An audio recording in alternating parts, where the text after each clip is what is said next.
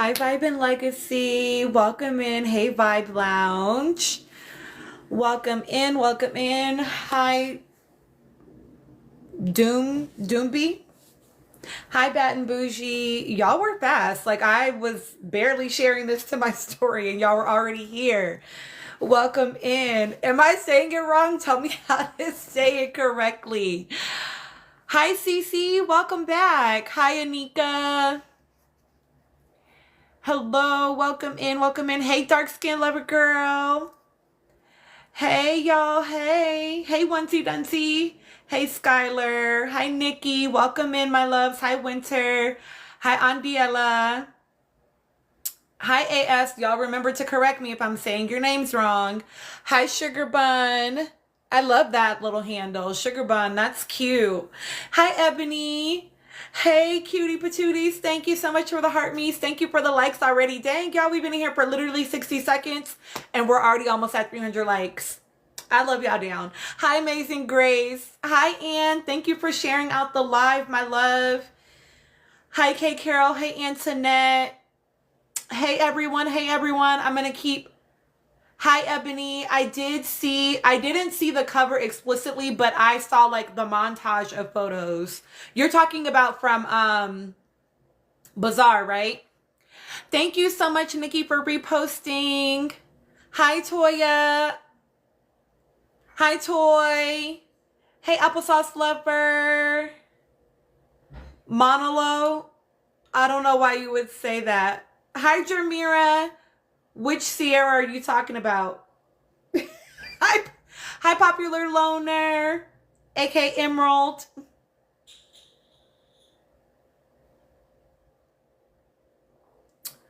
No, I seen it, y'all. Don't send me that shit. No, I'm just kidding. I seen it. I seen it. Hey, Chi. I seen it, y'all. I seen it. Taylor last 3 dreads. That's a crazy... that is a crazy handle. I'm sorry. Y'all, what be wrong with y'all? I like whatever's wrong with y'all. I'm not even gonna play. Dark skin lover girl, now don't start that judging shit. Don't start that judging shit. Okay. It is good. It is good. Because Tata, she be on my head. Hi, Erica. Hi, Dee. Hi, she. Antoinette, I would definitely like to have a combo about 404's mental state. We are going to talk about it. We are going to talk about... Erica, don't start.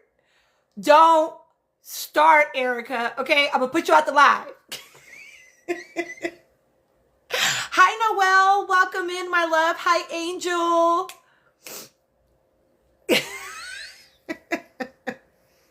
The way we can never escape her is getting on my nerves. Hi, Lee. Hello. Welcome in, my friends. I've only been on for like 3 minutes, so I'm going to keep just welcoming. Oh, thank you so much. My nail tech sometimes comes in here. I don't know if she's in here, but her name is Elisa. She's a black woman in Denver. And she has a little shop, a little boutique nail lady. Hi, Tata. Hi, Love Node. Hey, Larja. You know what? Listen, Erica. Erica. Listen, it's 5:45 where I'm at, and I'm still drinking it. Okay, y'all, I don't have her blocked, but she doesn't come up in my algorithm. Thank you, Tata. Hi, 7th letter. She doesn't come up in my algorithm, but someone sent me a live. Noelle, people are wanting to discuss her. I hear you about wanting to be kind to her. Hi, Jasmine. She never comes up on my, hey, JY. Wait, where's 206? Hi, Ari. Hola, Desi. Hola. Hi, Tiana. This little new feature that they have, House of Seven Goddesses, this new feature that they have on live, y'all, is so weird. I don't know if y'all can see it, but I can see it. Where basically, Washington State, where it'll like listen to what we're saying and then give an AI read like a synopsis of what we're saying and tell people to come into the live. That shit is creepy and weird as fuck to me. How you doing some shit I didn't consent to? That's weird. Okay, I got it off my chest. Hi, Reedy. Hi, Be Happy for Life. Okay, y'all can see it too? That shit is so fucking weird. A threat to society. Clock it. Oh my gosh, it's so weird. I do not like it. I need someone to tell me, someone that is a more, we aren't talking about anything yet because I've literally only been on for like 5 minutes. So I'm trying to give people time to hop on, but we will be talking about 4-4. Yummy, that's exactly what I was about to say. Hi, Bad. I need someone that is like more live cultured, more cultured around being on live, more like astute to tell me how to turn that shit off. Hey, K Boogie. Hi, Daniela. Hi, Perpy. Because I don't want that shit in here. Hi, Gigi. I'm not trying to inadvertently be fucking contributing to the harm of my community.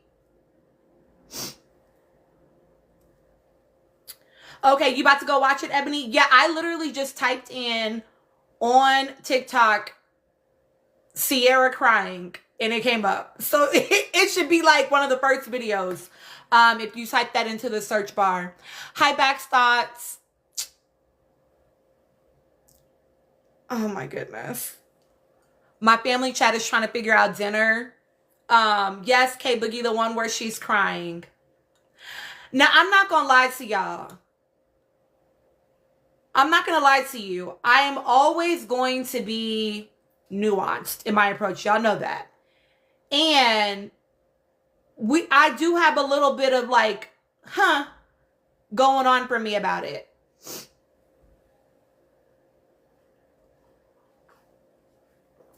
Seventh letter said, Tina, as a therapist, how do you tell your clients they are being manipulative? Hi, Bailey. One, it depends on the client. Hi, mamas. You need something? No. Okay. Love you. Okay. Yeah. Hi, Darius. Okay. So one, it depends on the client, right? Simone, I think that's interesting too. That's part of my like, my curiosity, right? Depends on the client because not every client can you say something so directly to. Listen. We're gonna get into it, y'all. We're gonna get into it. As a clinician, my clients know that if I think a thing, I'm gonna say a thing. So that's the culture that we have in our therapeutic space off rip, right? And they know that the first time they ever talk to me because you need to know what you're getting into before you decide if you want to be my client or not, right? And so in a situation like that, I would get curious. I'm always curious. I never am like, you fucking tripping. You know what I'm saying? I wouldn't say it like that. It would be like, when you're saying X, Y, and Z, what comes up for me is blah, blah, blah. I'm wondering what happens for you when I say that out loud. And then we would have a conversation about it because I believe that people typically have the answers themselves. Hi, Lauren. I generally believe that inherently you know the answer to your problems. You just need somebody that helps you to like kind of maybe dig it up, excavate it, kind of guide you down the path to ask the right question. So I typically am going along the journey with my client. So like if 404 was my client, the way that I would approach a situation, right, is I realized that you were having a hard day. We would have already done like validation around that, right? We would have explored around that and how we can take care of ourselves. And then I'd be like, I'm curious. You shared about it. Hi, Mel, and thank you, Miss Petty. You shared about it. Thank you, Gigi, for sharing out the live. You shared about it on social media. Thank you, Pauline, for sharing the live. You are so funny. Hi, Lyrical Buki. Thank you for reposting. You shared about what was going on for you online. And I'm curious, what was the motivation behind that? What did you think? What was the story that you were telling yourself about why sharing with the public was beneficial to you? Or was it beneficial? So I would ask a question kind of like that. Hi, Curry. Hi, Kay. Nothing yet, Lauren. Somebody asked me how I would tell a client that they're being manipulative. And so they're wondering about, like, if 404 was my client, how might I approach the situation? I would make her get curious with herself, because the reality is none of us we don't do stuff for no reason. Hi, Christina. We don't do things for no reason. So as a professional, what I want you to do is figure out your driver. What's your motivator? What is motivating you to do the thing that you're doing? And then let's get curious about whether or not that motivator is serving you. Hi, Ryan. That's the way that I would approach it as a clinician. Right? I will say this. I need us to talk about 404, y'all, but I'm not going to lie. I don't even know if my mutual is going to come in here. Thank you, Ashley, for sharing out the live. I know what she said, Mel. I know what she said. She said it was to show that it's not all sunshine and roses because she's always so positive online. People have asked her, how do you stay so positive? And she's like, it's not always that. She said, today had been a very hard day. Hi, Nini. I am well. I am well. Oh, thank you so much. She said that, like, it's not always just sunshine and rainbows and butterflies.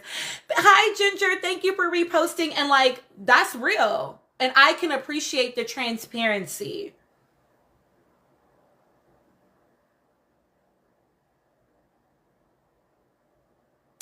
I'm going to pause right there for that.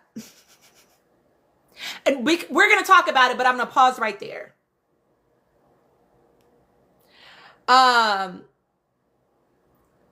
Yummy. I don't disagree. Oh, dark skin lover girl, that's a good question. Ask me again, okay? Thank you so much, everyone, for all the reposts. Thank you for the likes. Thank you for the shares. We've been on for 12 minutes, and y'all are already almost at 10K likes. I could not be more grateful to y'all. Thank you so much for that. I really, really, really appreciate y'all showing up in that way for me on this live. Okay. I want us to talk about 404, y'all. And I don't know. Oh, Brianna, thank you for saying that. I don't know if my mutual is in here or not. But one of my mutuals made a video about the Alexander Wang collaboration. Thank you, with Alandria. And I have to be honest, the comments were disappointing. And I be telling y'all, oh, thank you, Ginger. I be telling y'all I don't like to fuss. And then y'all be getting on the internet doing shit to make me have to fuss. Don't piss me off. Gigi, I'm going to have to stop saying I don't like fussing, because I be fussing too much to keep saying I don't like fussing. Okay, exactly, Cello, exactly. So my mutual made a video that was like, oh my gosh, I'm so excited for Alandria. And, well, KP, you might not like my take. And Wang is a known predator. Wang is a known, documented perpetrator of harm. And so her video was celebrate Alandria and be cautious about whether or not you're going to choose to buy this man's stuff. Yes, dark skin lover girl, stuff dating back. I think the allegations originally started coming out in 2017. It's well documented. And she's like, celebrate Alandria, but be mindful about whether or not you're going to buy this man's stuff. A very valid, very fucking fair take. Because not everybody fucking knows that about him, right? Exactly. A bunch of y'all, I didn't know that, right? Not everybody knows that. And so it's like, hey, I'm letting y'all know this. Do y'all know that they were in her comments telling her to just get over it, let people just live their lives? Why live their lives? Why can't you just let Olandra be happy? This is not the time to bring this up. Like,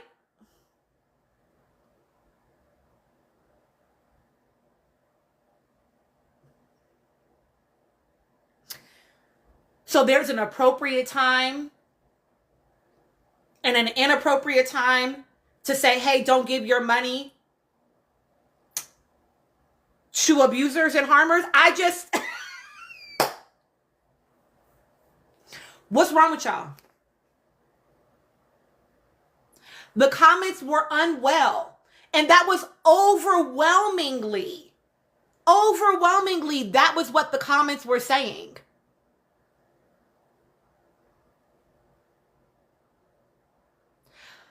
I just need people to understand that you can have a fave and say, oh, that wasn't a good look. I'm not going to support that designer, but girl, you ate down in them photos. Like, you can be happy for her and still not buy that man's shit. Like, it.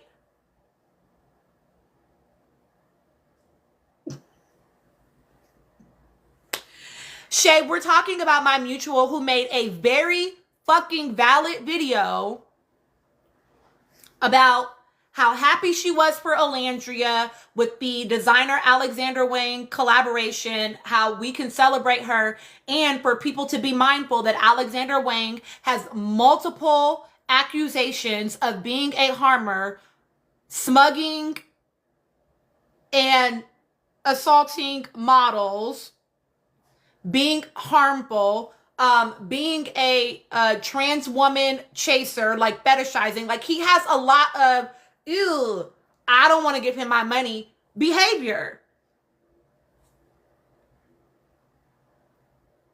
But here's the thing, Pauline, that feels like a cop-out when people say that. Alexander Wang, y'all. To say, well, most designers are that way.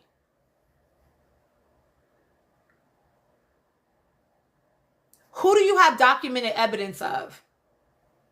Right? I don't like when people do that. There's no, and not that you're doing this exactly, Pauline, but like, I don't like when people do there's no ethical consumption under capitalism, and so fuck it, just consume from everyone. No. No. Because there are people that you can find that are less harmful. Like, y'all, don't do this, right? And it feels like when people were fighting for the right, listen, it's like people are fighting for the right to support him, and they presume, even though her video was not critiquing Olandria, her video didn't critique Olandria exactly, when lots of people don't know. So my mutual is like, hey, I'm bringing attention to this so that people can choose how to spend their money mindfully, right? The reality is that we are not going to, for example, if you have politics, now I know not everybody in this live agrees on everything.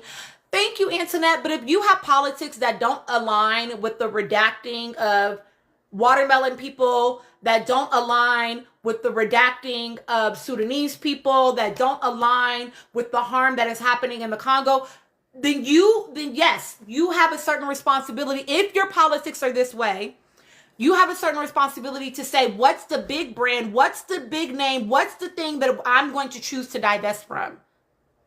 Obviously, you have to consider that things are complicated for people, right? Not everybody can boycott Walmart because some people live in food deserts, right? Not everybody is taking a trip to Dubai, right? But you cannot eat that fucking Dubai chocolate that all of a sudden they made hella popular. Not everybody is gonna throw away their iPhone, but you can choose to not buy another one. Like, there are things that you can do. So, all that to say, she is going to run into this line, or run into this issue that is not untrue, right? And what does that have to do with you and your money?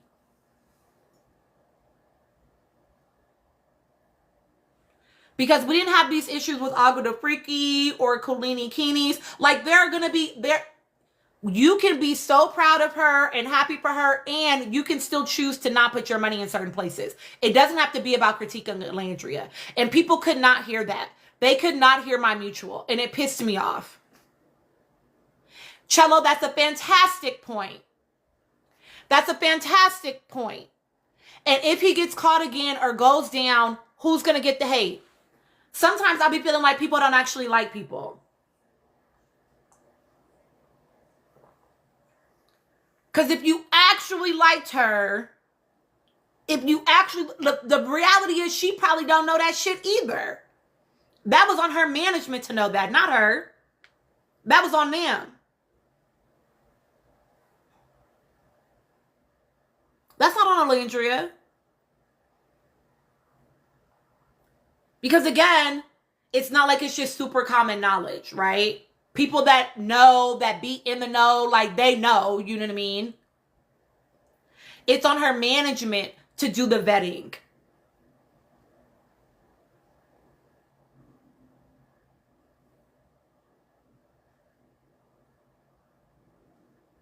Right?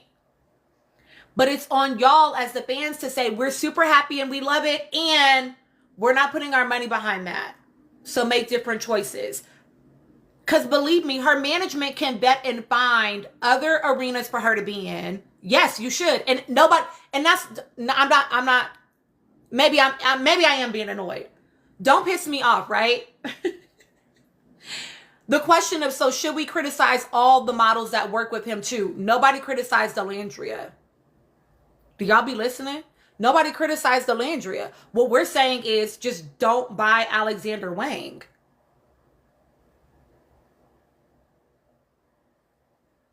That's it. That's it. Nobody said Alandria should know. Nobody said that. I quite literally just said it's not on her.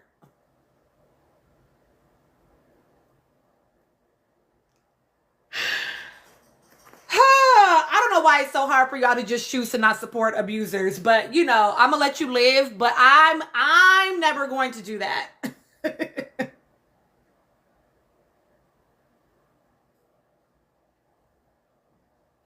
And here's the thing. Somebody said that she's not in a position to not turn down certain deals. I actually would disagree. I think that Alandria is in exactly the right space to turn down certain deals, and it's on her management to know well enough and to know good enough. Because right now she is creating a narrative around herself. She is building an image around herself. So she does get to choose who she will and won't collaborate with. Alexander Wang is not going to be the only person knocking on her door. Don't limit my girl like that. Don't do that. Okay, thank you, MZ. That's not on her. That's on her team. That's it. And all that we're saying is, yes, Alandria, you ate the fuck down. You looked great, beautiful, gorgeous as usual. But y'all don't go buy his bags. That's it. And Kiki, here's the thing. I can't control anybody else, babe. I'm not in charge of the internet. I'm not in charge of the internet. So what I'm saying is what we're talking about over here. And I don't like when, no, I'm not trying to be shady to you, Kiki, for real. I don't like when people come into my live talking to me about what other people do on the internet. Because I'm very particular about how I craft my space.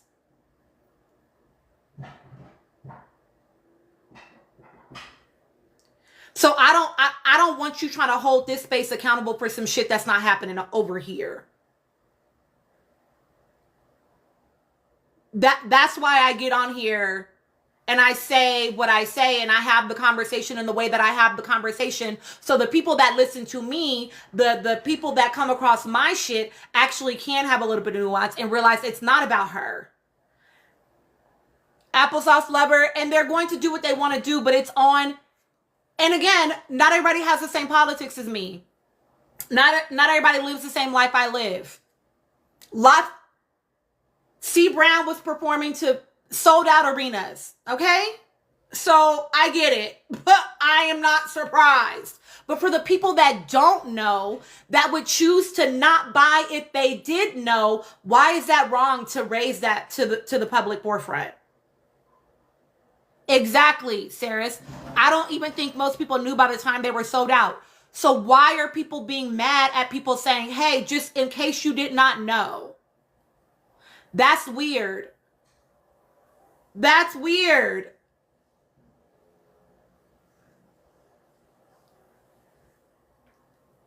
Just let her have her moment, as if it's taking away from Olandria to say this man is actually gross.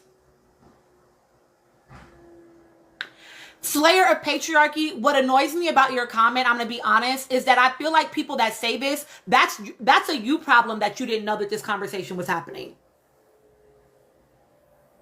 But this will raise discourse around Olandria. If this outrage was before Olandria, I would get it. People have been talking about it since 2017. People don't keep talking about the same thing every single day, but it will come up as it is relevant. The same way we're not talking about Chris Brown every fucking day, but when he sold out the marinas, people started having that conversation and get like, hold on. Wait a minute, y'all. Reminder. So I don't like that. It's giving y'all just want us to shut the fuck up about abusers because your fave was in a campaign with them, and that's weird. That's weird. Y'all should be able to separate the two in your mind and understand that it's a critique about Alexander Wang, not Olandria. Stop making them the same person. Dark Skin Lover Girl, it is okay to forgive Chris Brown when he stops. He's had a charge every single year since Rihanna. When he stops, it will be okay to forgive him. Hi, Juanita. And you could do whatever the fuck you want to do, but I'm just saying for me personally. Juanita, I did just start in like 20-ish minutes ago, almost 30. Doesn't matter, Slayer Patriarchy. Doesn't matter. Yeah, he got arrested this year on a charge from the prior. There are creators on here that literally talk about his timeline. So if you don't know, again, no shade, but it's by choice.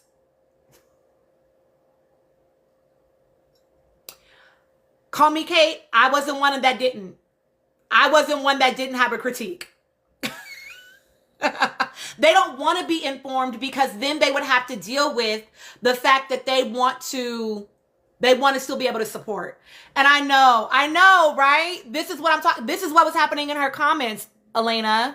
I cannot believe some of the folks arguing with you right now. Like, the fight to hold on to abusers is like crazy. But these will be the same motherfuckers talking about they don't understand why we don't protect people in real life. Because y'all don't protect people just even with their money. That's such a low lift. That's such a low lift to not spend your money.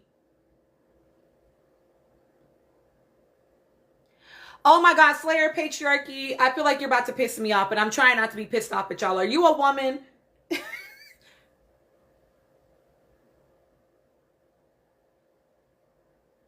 I'm trying not to be pissed off at you because I'm really trying to hold back.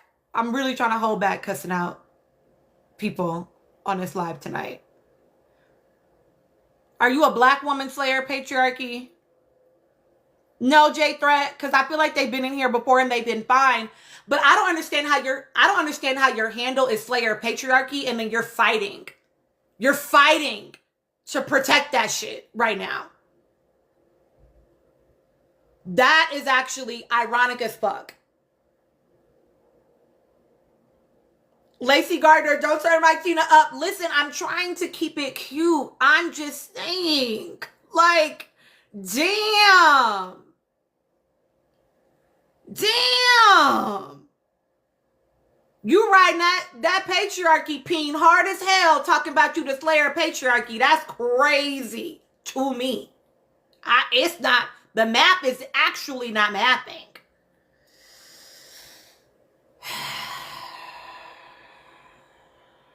I'm never going to protect abusers over here, okay? It's never going to happen. It's never going to happen.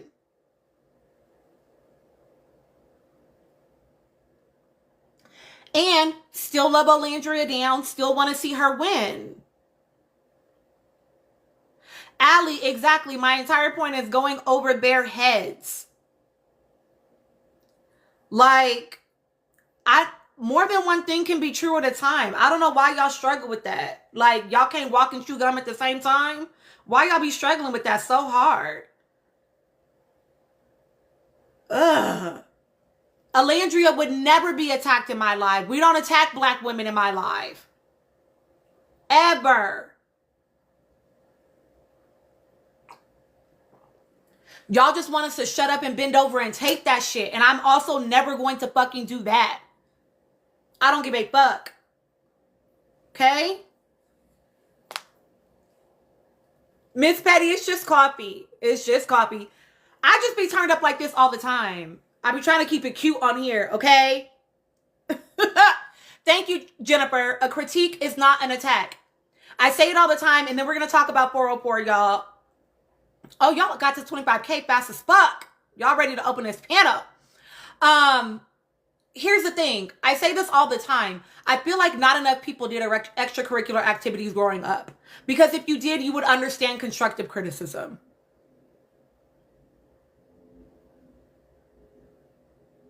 You can critique something without it being a result of like, I hate you and you're the worst person ever and you need to be fucking redacted. Like, what is wrong? Hi, baby. Exactly. Simone, that's a great take. Simone said, confusion is convenient for those unwilling to address the truth. Listen, I'm just so confused. Now I'm being petty. I'm just so confused.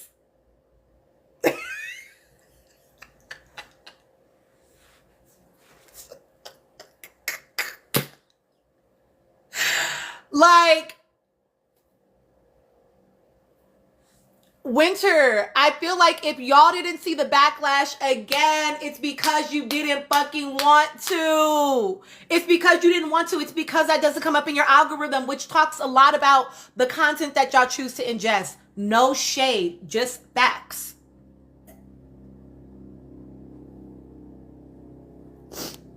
No shade, just facts. That's not what you engage with online, and so you don't see that content. That's what it boils down to. But saying that nobody is talking about it is disingenuous, and it's just a lie. You just haven't seen it, and that's okay, because the content that you ingest is Alandria-based. So you're only hearing it in relationship to Alandria because that's the content that you ingest. Winter, because the patriarchy protects men. The same reason why Chris Brown is still selling out stadiums. The same reason why Woody Allen kept making money till the day that he redacted.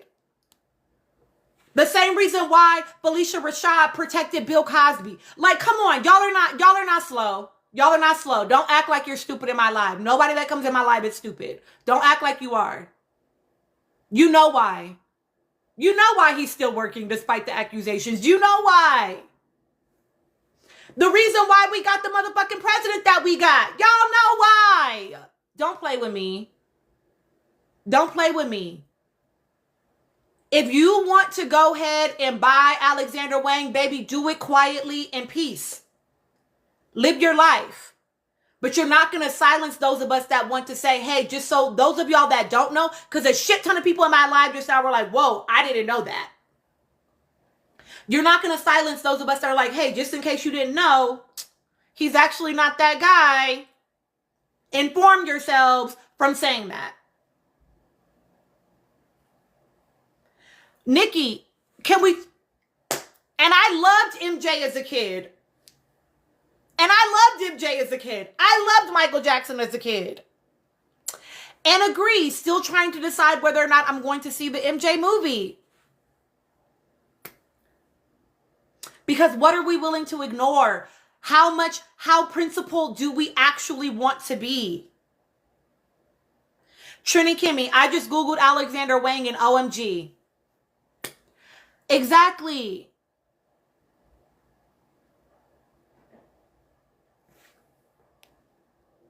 Slayer of patriarchy, you're naming those people as if those are people that I support in here.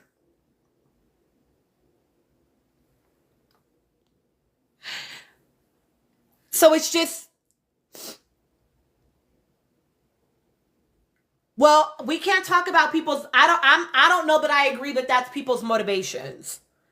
I don't agree with that, right? I think that if it was somebody else's fave dealing with Alexander Wang, they would have also named that if they are a person that has principles, right?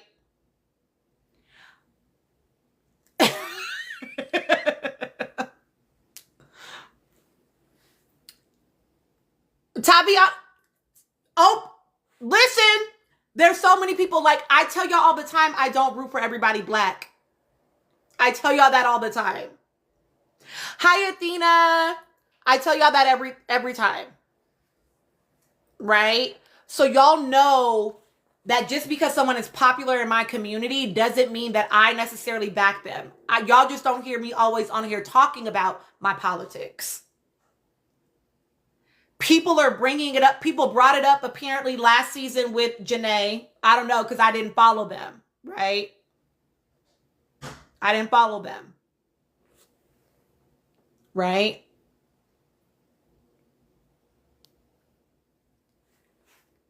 So you have to remember that people are bringing it to the forefront when it happened.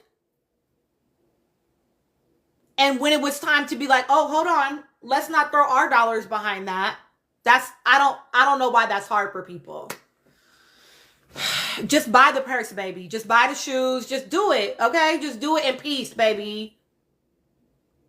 Just do it in peace. You don't got to try to convince us over here that it's nothing wrong with it. Just go do it, baby. I'm not watching your pocketbook. I'm just here to inform because I felt like my mutual made a fantastic point and people were choosing to miss it because they want to focus on, well, why are you only saying something because it's Olandria? No, there are a lot of people that didn't fucking know. And so people that support her that would blindly then just support the brand because they support her maybe would want that information. Maybe there are some people that support her that would be like, oh, you know what? I love you down, girl, but I'm not going to buy this thing. I'm going to buy the other stuff. Ain't nothing wrong with that. I don't know why you're acting like that's such a, like, crazy thought. Lord. You still naming a bunch of people I don't fuck with. I had somebody leave my live one time because I was on Beyonce and Jay-Z's head. So you still naming a bunch of people I don't fuck with. You ain't said nothing but a word. And you're talking to someone in a live who has no problem being like, oh, they're problematic? I'm cool. I don't got to fuck with that. I'm good. I'm straight. That don't mean nothing to me. But see, this is okay. So now I'm about to go to Jessie Woo. And then we're going to talk about 404. Now I'm about to go to Jessie Woo. Because when people do that, I just want us to name them all. No, what you want us to do is stop talking about this one. That's what you want us to do. You want us to stop talking about this one. The same way, because you don't actually give a fuck, right? The same way Jessie Woo did what she did in that video about bringing up Olandria's fan base. That's because she didn't give a fuck about what happened to Olandria. She wanted us to stop talking about that. I got to talk about it because it's what y'all are talking about right now. But her fan base, because she didn't actually give a fuck. So when y'all do the whataboutisms, it's because you don't actually give a fuck. It ain't no different than black men when they be like, well, how come y'all want to send Bill Cosby to jail? What about so-and-so? Motherfucker, they all need to go. And now what? And now what's the answer? Because what you thought I would say was, oh, you're right. What you want is for them to be able to get away with it because the other ones are getting away with it. No, everybody got to be accountable. And now what? And what happens when that's the answer? I don't like the whataboutism because it's always about trying to, yes, Biba, deflect, to shift, focus, because you don't actually give a fuck. So just don't give a fuck in peace. Okay? But Juanita, that's not what we're doing over here. I can't talk about nobody else. That's not what we're doing over here, and that's not what my mutual was doing. My mutual very explicitly said, celebrate Alandria. And just consider where you might put your dollars. Maybe don't put your dollars there. Support dollar-wise in other ways. I know, Biggie. I know, Biggs. I have to make videos. I know.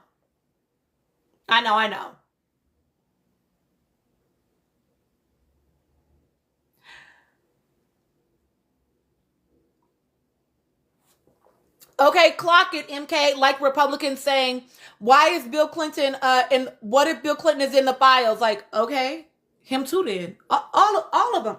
Well, all of them. Bodies. They're all redacted. Like, I don't got no loyalty to nobody that's problematic. All of them. I don't care. I do not care. Okay? All right. Raven, listen. One of y'all said one time, my hands are ready to eat for everyone because, and my reads too, because everybody can get a critique. Nobody is safe. And what's wild is, again, we're not even critiquing Alandria. We're talking about Wang. And we're saying, hey, Alandria ate the butt down, but maybe don't buy the shoes, baby. That's it. I mean, the reality is, yes, to y'all's point, if you really want to get into it, yeah, there is no ethical consumption under capitalism, and that doesn't mean that you can't still try to be a conscious purchaser. That doesn't mean that you can't try to be an informed consumer. You have to consume to some extent. You have to. And we live under a system of capitalism where we have billionaires and trillionaires, and there is no way that you become either one of those ethically. Right?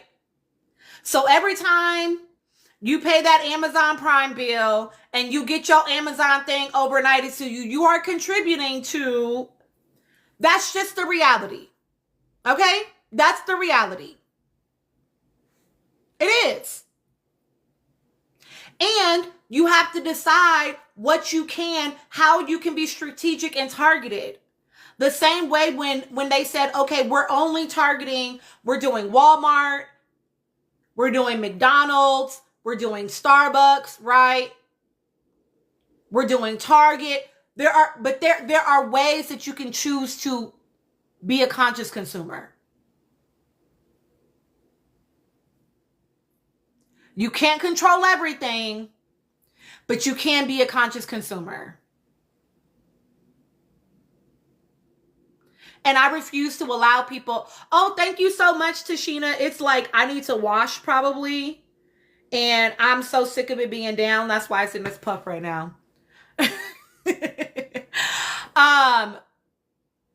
Listen, Jasmine, I think Chris's job or like Chris's job has like an Amazon account that he's pretty much like a top dog over there at his job. Like, listen, everybody is doing something, okay? I'm doing something as well. We're all doing something. And where we have the ability to say, oh, I won't do that, just don't do that. It's not that big a deal, y'all. It's not that big a deal. Okay, let's talk about 404. But I had to touch that. I was like, I got to make a video about this because I cannot believe the comments that she was getting. Can't believe the comments that my mutual was getting. Thank you for sharing the live. Thank you for the likes. We're going to go ahead and open up the panel very, very shortly here. I want to give my thoughts and then I'm going to open the panel. So if you want to request and hang out until I'm done sharing my thoughts, please feel free to do so.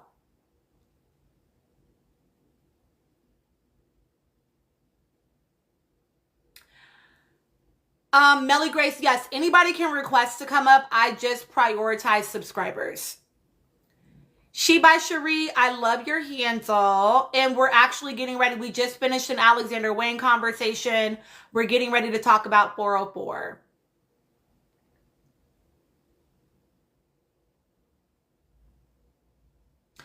So 404 got online and made a video sharing about her challenges with anxiety right now, and was crying and was sharing how she is sharing her thoughts online because she feels like people ask her like how she remains so positive all the time, and that she's really, you know, it's not all butterflies and flowers and rainbows and whatever the fuck, right? I don't know all the words she said, but that's what she was getting at, right? That it's not always good.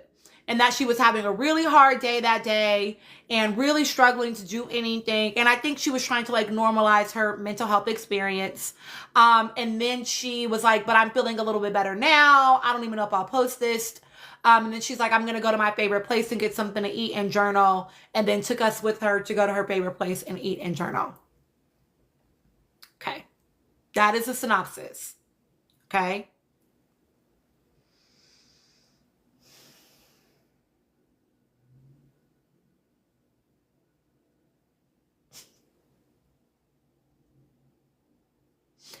I have thoughts. I have thoughts. Okay. I do. And it's complicated. It's complicated. Okay. Hi, Mika. Here's the thing.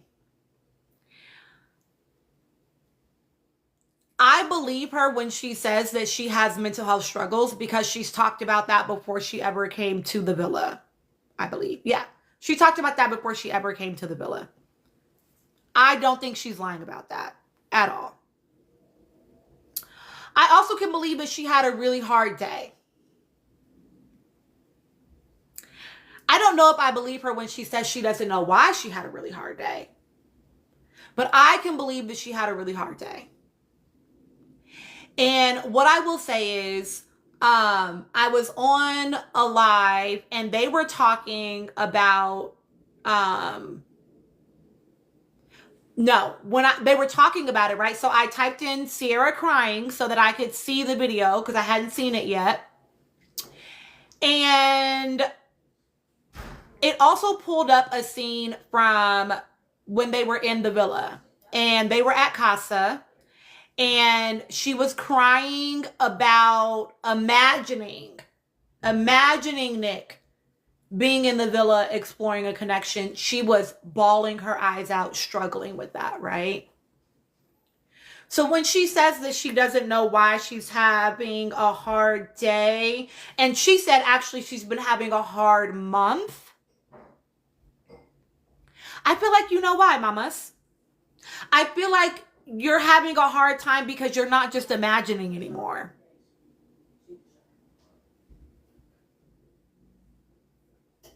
Oh, couple of months. For real. Hi, Shayla. Hi. You're no longer imagining, you're watching. And we all know that she's watching. We know that. Anika said that she said a couple of months. We know that you're watching. So part of what's happening is self-inflicted harm. And what it makes me curious about is what her SH behaviors are like. Because self-harm is not just you doing like physical harm to yourself. Self-harm can look lots of ways.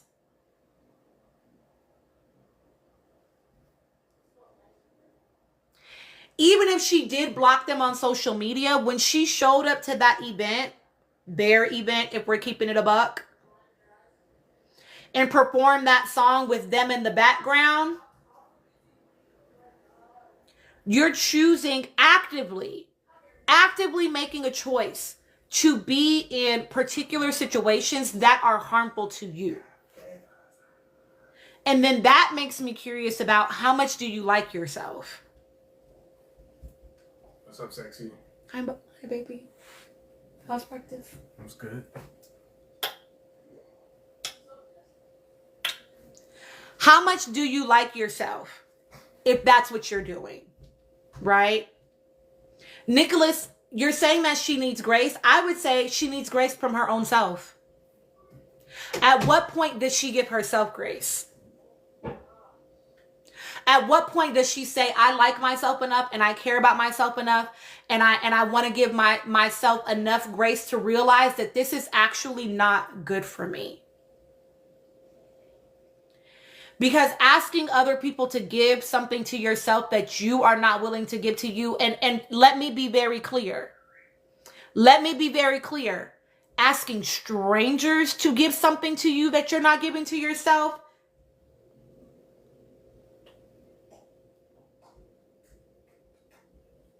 now, I am not saying there are some moments in your life where you might be struggling to be compassionate with yourself or to give grace to yourself, but the people around you that know you, that love you, will hold you in the gap. They will hold you in that space and care for you in that space. We are fucking strangers. We're strangers to her. Oh. Tashina, that's the question. Where is her village? Yeah, I'm rolling my foot on the golf ball. And I've been saying this about this girl for a minute. And about a lot of the Islanders. Where are the people that love them? Where are they at? At home.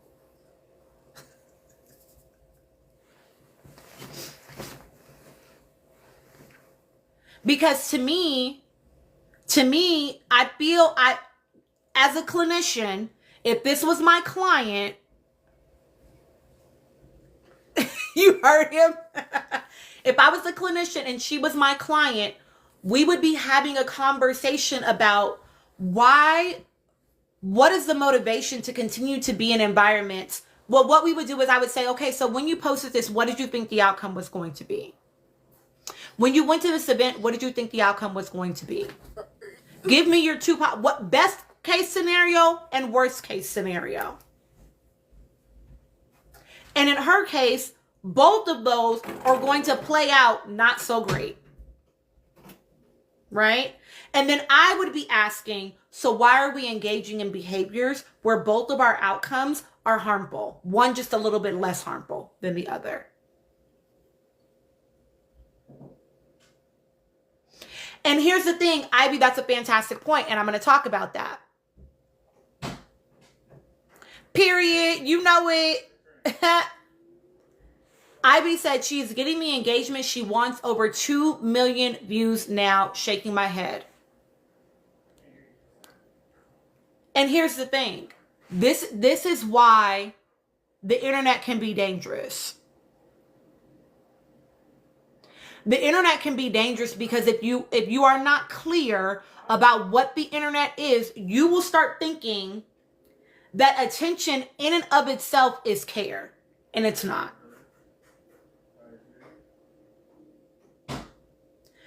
Likes in and of itself, care, attention in and of itself is not care. It is not love.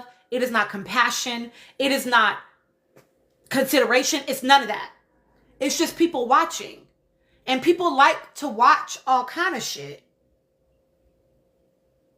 Oh, thank you.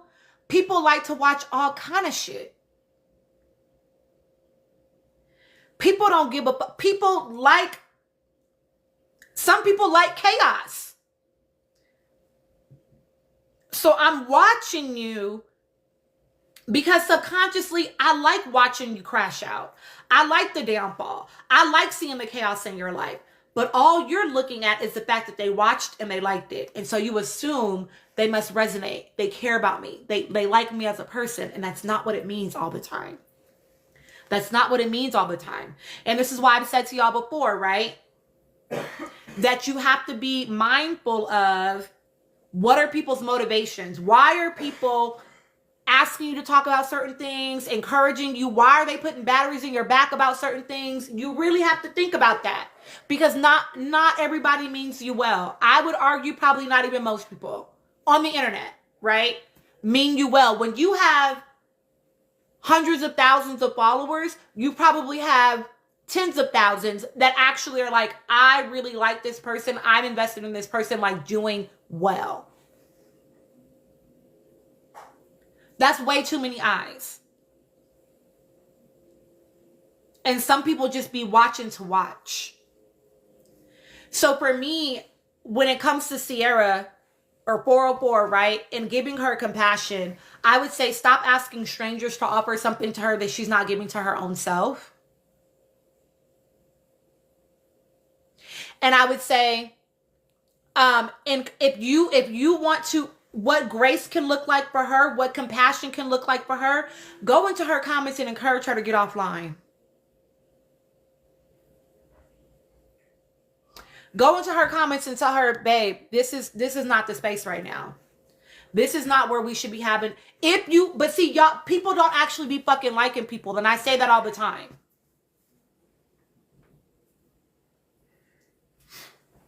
People don't actually fucking like people or care about people, right? She deletes those comments. Listen. So it's like, if you...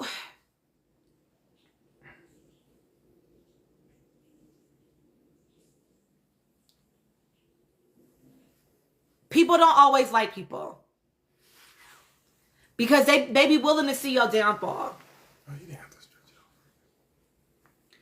And here's the thing. I think also, too, when it comes to her doing it an hour after Olandria's thing dropped, again, we know why you're having a hard day, mamas. Hey, real quick, I'm sorry. I'm doing breakfast tacos or leftovers. Which one you want? Breakfast tacos. Okay, I figured. I'm gonna make it now for you, or you want to wait to? No, I'm gonna do a panel for about an hour. Okay, because you just on at 6, right? 5:30, 5:40. Close to 5:40. So for me, it's like her posting it right after that, like,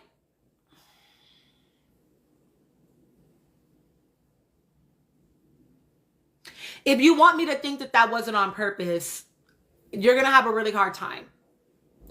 I'm sorry, but I'm not one of them fish that you can sell water to. Someone asked me if she had gotten the conversation that she had wanted. Do I think that she would have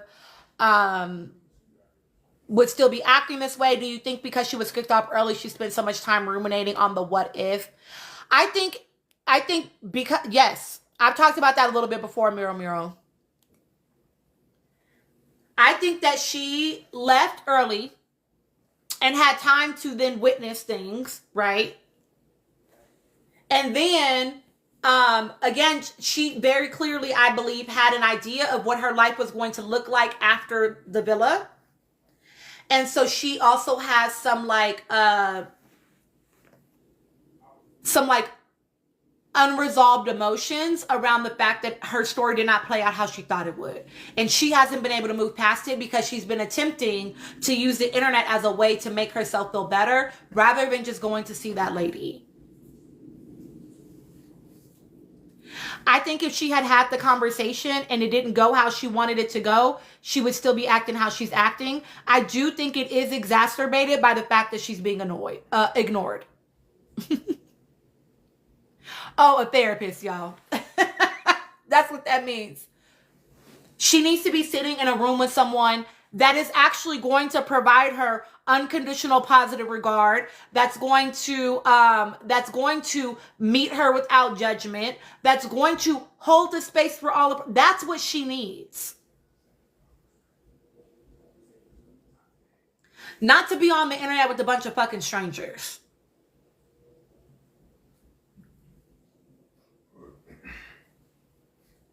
So I think that, you know, and again, the fact that she was doing all of that, and I'm not even saying that it was unreasonable, okay? But the fact that she was having the reaction that she had about imagining Nick with someone else while they were in casa, having to watch it play out in real time, and they're larger than fucking life.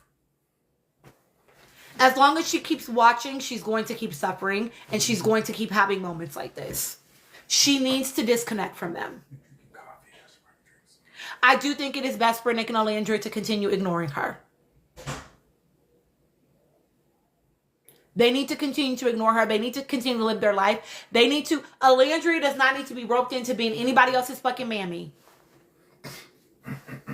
And as much as I be on Michelle's head, she don't need to call Michelle either. Black women don't owe you labor. Baby, pay for a therapist. Go and talk to somebody. Oh my God.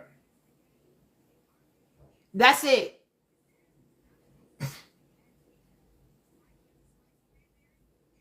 That's it. That's the solution.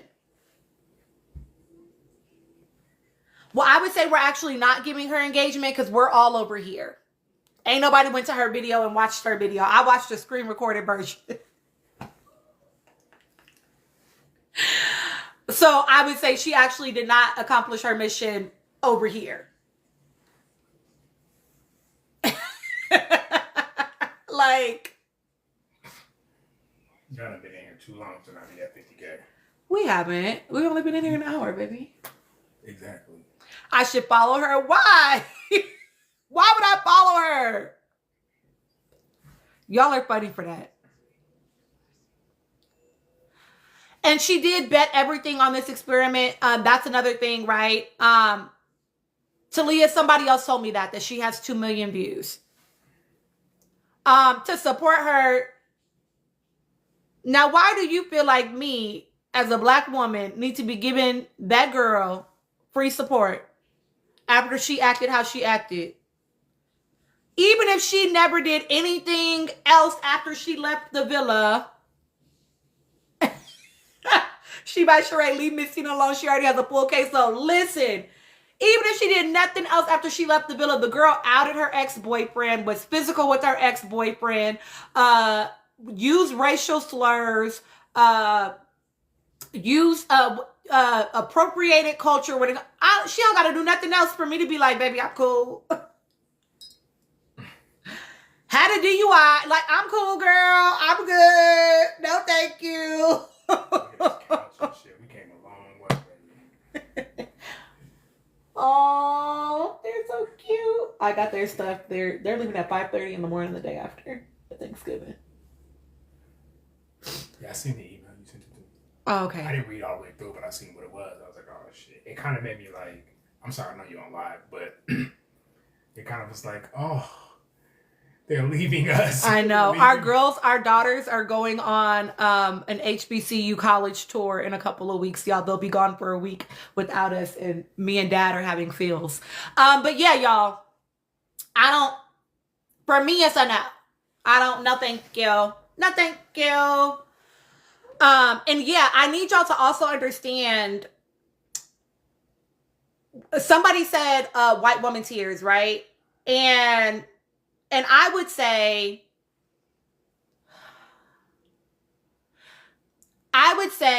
don't let her be another Honda Civic. Don't let her be another Amaya.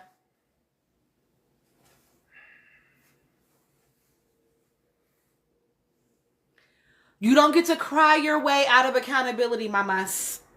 You don't get to cry your way out of, like, you are contributing to this.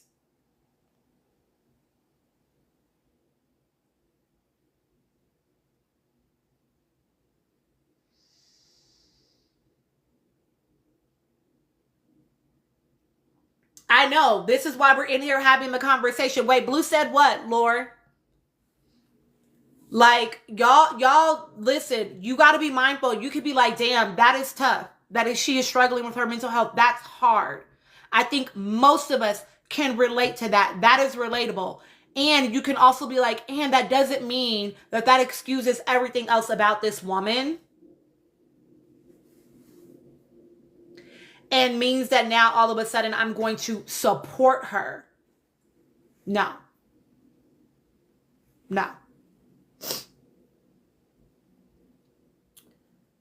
Sierra is a minority. I will say, I guess my question to you, Chella, would be, did Sierra know that before she went on the show? Is that how she lives her life?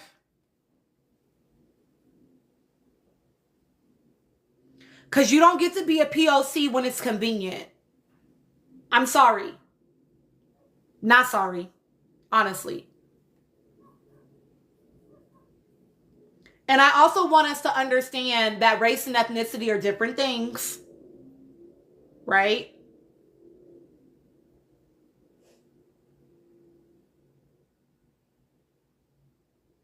And I think that she was leaning into that whiteness prior. Now, and I think the same thing, honestly, for Honda Civic, too. I said it. I said it. I feel like Honda Civic clocked into that shit when she left because of her fan base being like, she's a Palestinian woman. Did she know that before she went on that motherfucker? She had nothing to say about her people. So you don't get to, don't fucking do, what's the word I want, y'all? Oh my gosh, y'all know what I'm trying to say. What is it? Damn. The one where you like use your identity to, not identity politics. Oh my God. Anyway, you don't get to do that. You're not about to gaslight me about my experience. Okay? I'm watching you in 4K. Performative activism. Yeah, so here's the thing. Virtue signaling. Thank you. Yes. Cello, I feel like you wanna hold your girl down, and I'm gonna make space for you, boo. I seen Sierra support BLM. She has a whole Instagram highlight. Lots of people put them little black boxes up. And then what happened when it wasn't trending?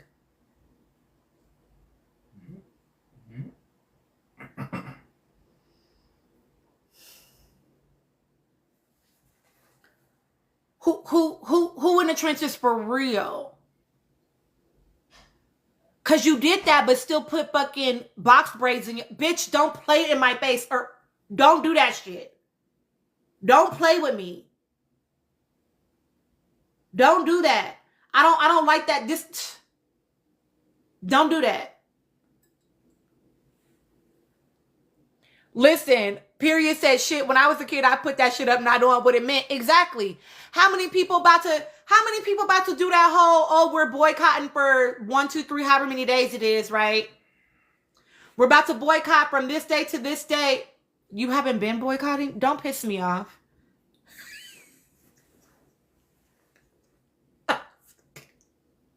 Don't piss me off. Because what are you talking about? Exactly. I don't know what the days are because I'm so disconnected from the days because I'm already doing that. I don't need you to tell me the days that we're blacking out because I'm already doing that. I don't know anything about the dude on Twitter speaking down on Alandria, but any man that's in women's business should just shut the fuck up.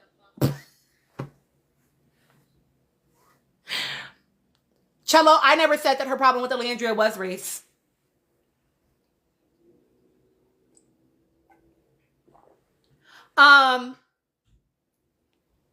Cheryl's, please let's not give Sierra the attention she's asking for and leave the girl alone along with everyone. I don't know if you're new here, so I'm not being an asshole for real. I don't know if you're new here, but people come into my lives explicitly because they do want me to give my opinion.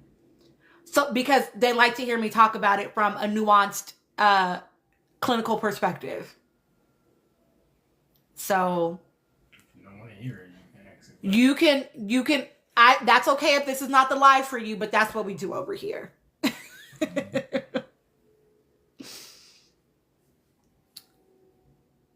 Yeah, and again, it's like it's not about giving her attention. People are curious about the behavior, and they know that that I will talk about the behavior. Okay. I'm bringing y'all up. Give me a second to approve everyone.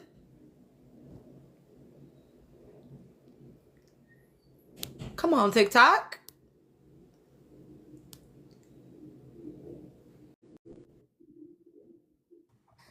Hi. Hi, Anika, request again because I approved you, but then it didn't actually bring you up. Thank you, Shibai Shuri. Okay, you already requested again. Ooh, Chano asked a good question. Wait, what was it? She said, "Can Sierra even afford to take a break?" She's a good question because she invested all her life savings into the business, and she has. I would argue that if she would just take a break, she could come back and be in a space where she could actually make more bank. Exactly. Exactly. I've been saying that for a while now. But I dissected the video. So when we're ready to talk. Okay, for sure. Let me finish bringing up the panel. Also, Sorry, I keep hitting it. Cheryl said, okay, I understand. I just don't want people to X themselves due to bullying. We don't bully in my life. So maybe you're new here, but we don't bully in my life. That doesn't mean we're not going to talk about the behavior, but we don't bully. We don't do that.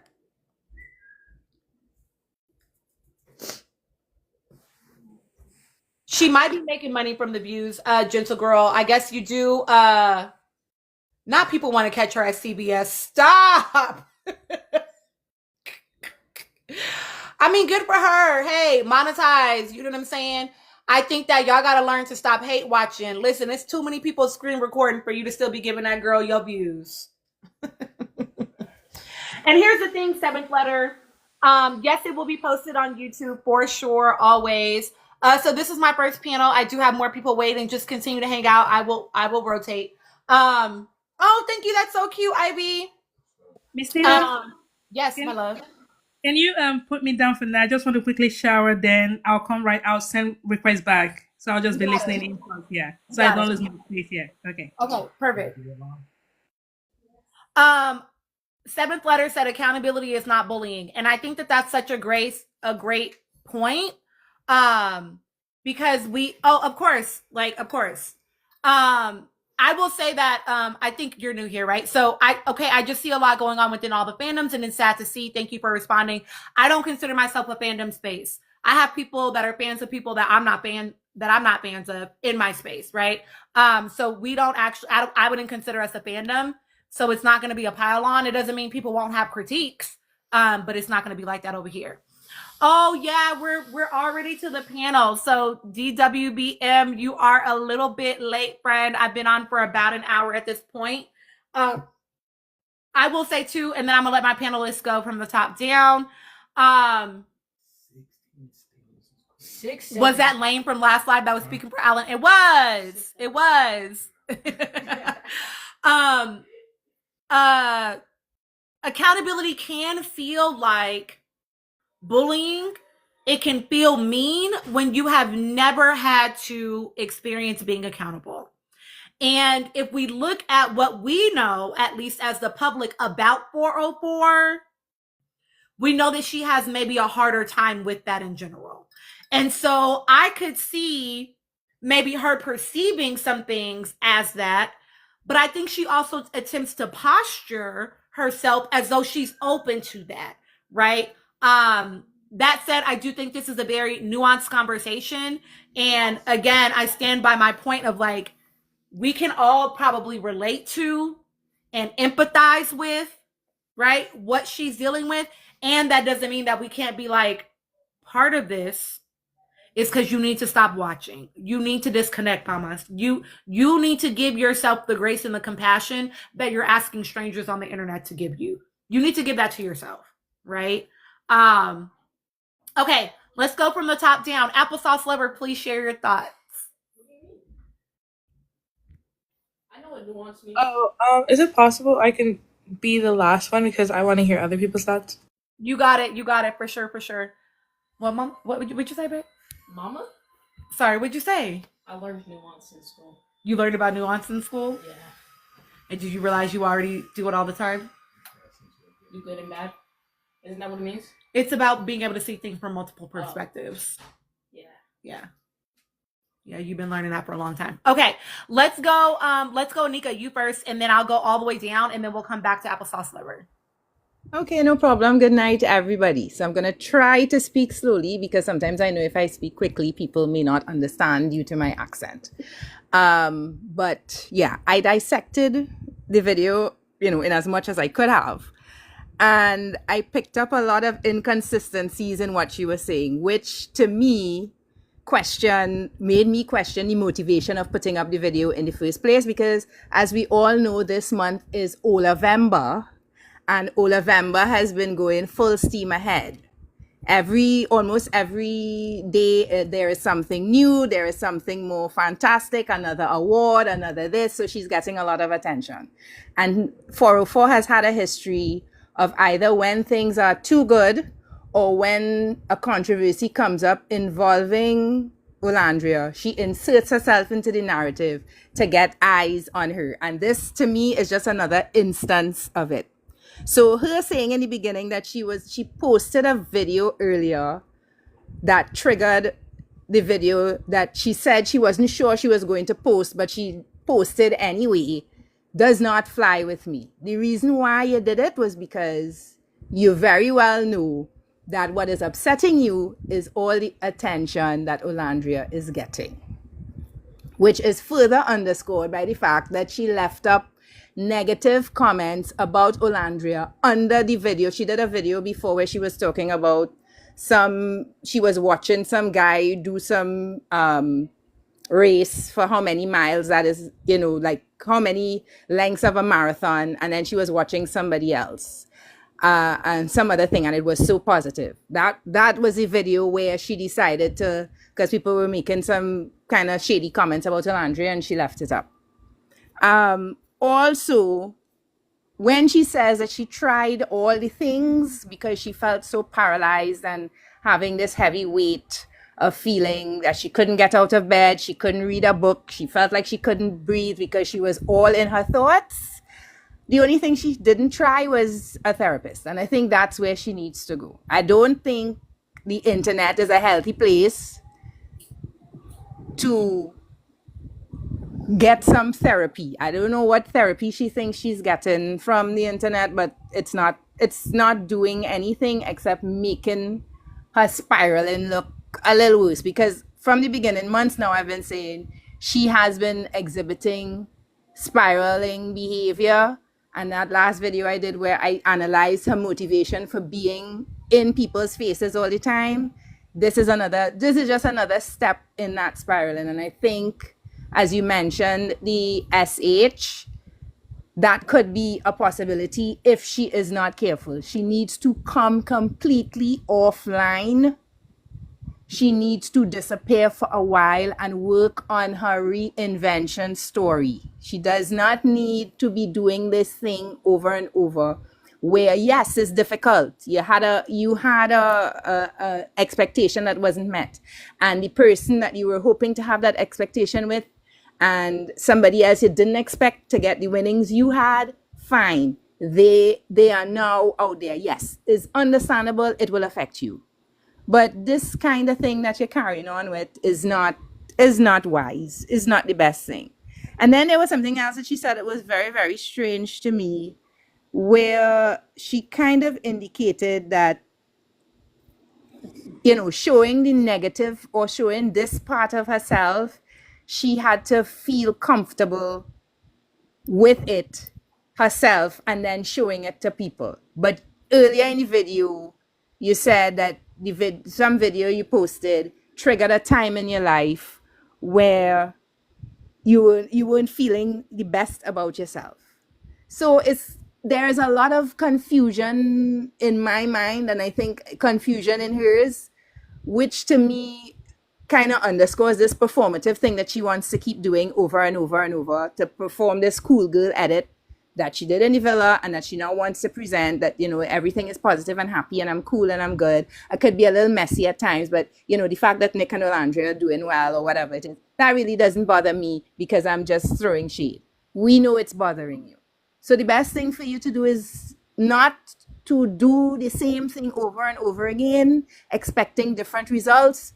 You need to try something different. And that something different is coming completely offline, going silent for a little while and working on yourself and focusing on yourself and focusing on how I can rehab my image, possibly working with some Asian American organizations about anti-racism, because I mean, we still haven't forgotten that's what you did, and that's why you were out of the villa in the first place. Although she would love people to forget it, but we haven't forgotten it. It's there. Yeah, so she needs to come off, because if she continues with this, Tina, I think it is going to get a whole lot worse, and I don't want to be there for the shit show. So, and I don't think anybody would want to witness the shit show. It could get very dangerous. So yeah, those are my thoughts. Great thoughts. I agree. I said originally, and I'm not going to give too much dialogue after each of y'all, but I said originally that I would have liked, and I'm always going to follow the lead of the, like, she harmed Asian community, not me personally or my community, right? But accountability for me would have looked like, how are you putting your dollars behind it? How are you committing to actual work around anti-Asian hate and like reducing that? Like, how are you actively doing the work to demonstrate your commitment for real? You know what I mean?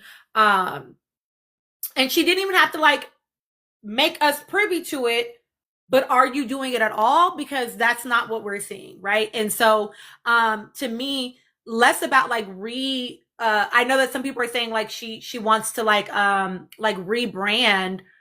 I guess for me it's like, and this is where my like optimism comes in, right?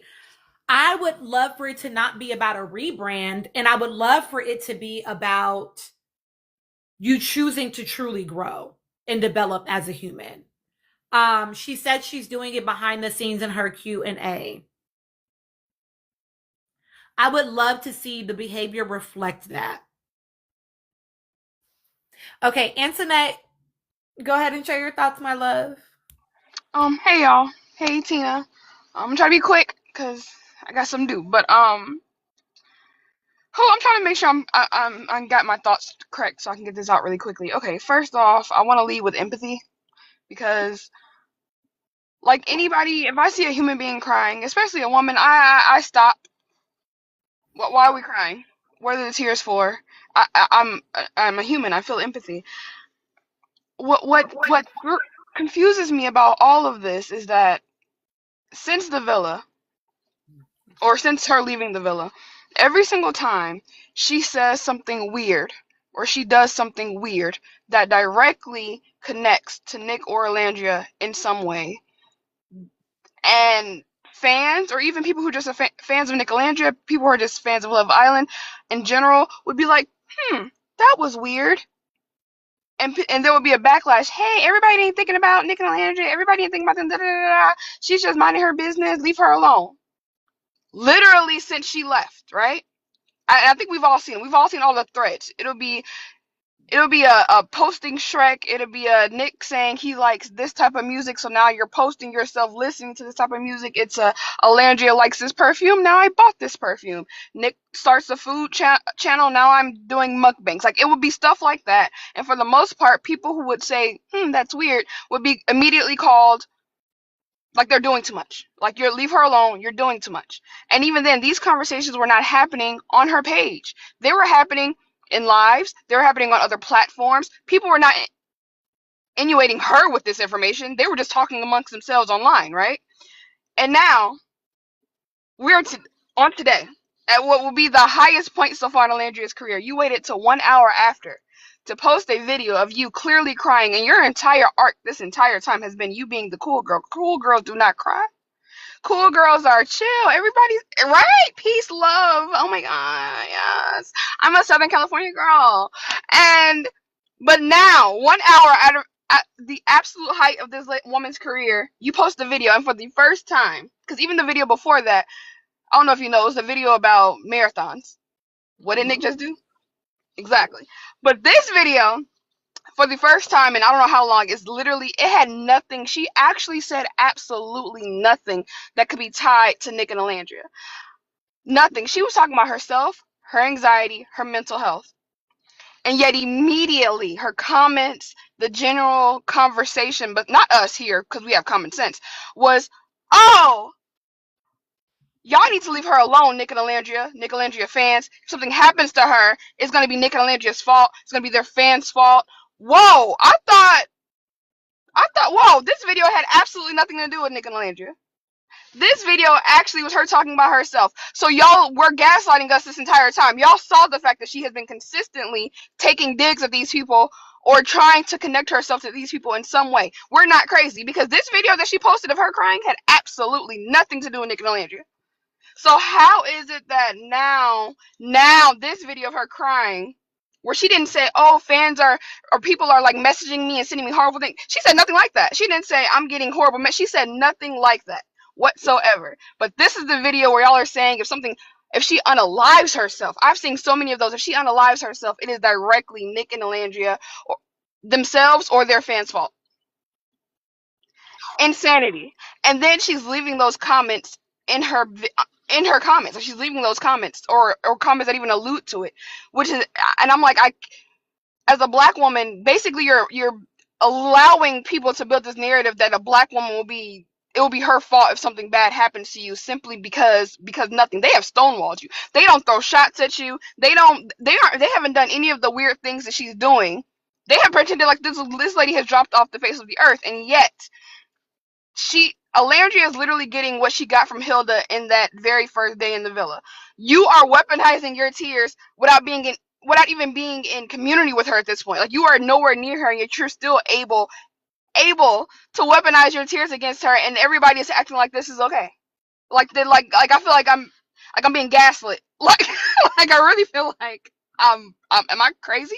Like, how is this woman able to go online, speak about her mental health, and not because people are messaging her? She just said, I'm having anxiety and I'm feeling upset 1 hour after Alandria posts like the height of her career, and yet immediately the conversation for some becomes, oh, y'all need to leave her alone. Nick Alandria fans, y'all bothering her. Y'all need to talk to her. I would feel the same way if I got ghosted. It's like, whoa, she didn't say that was why she was having anxiety.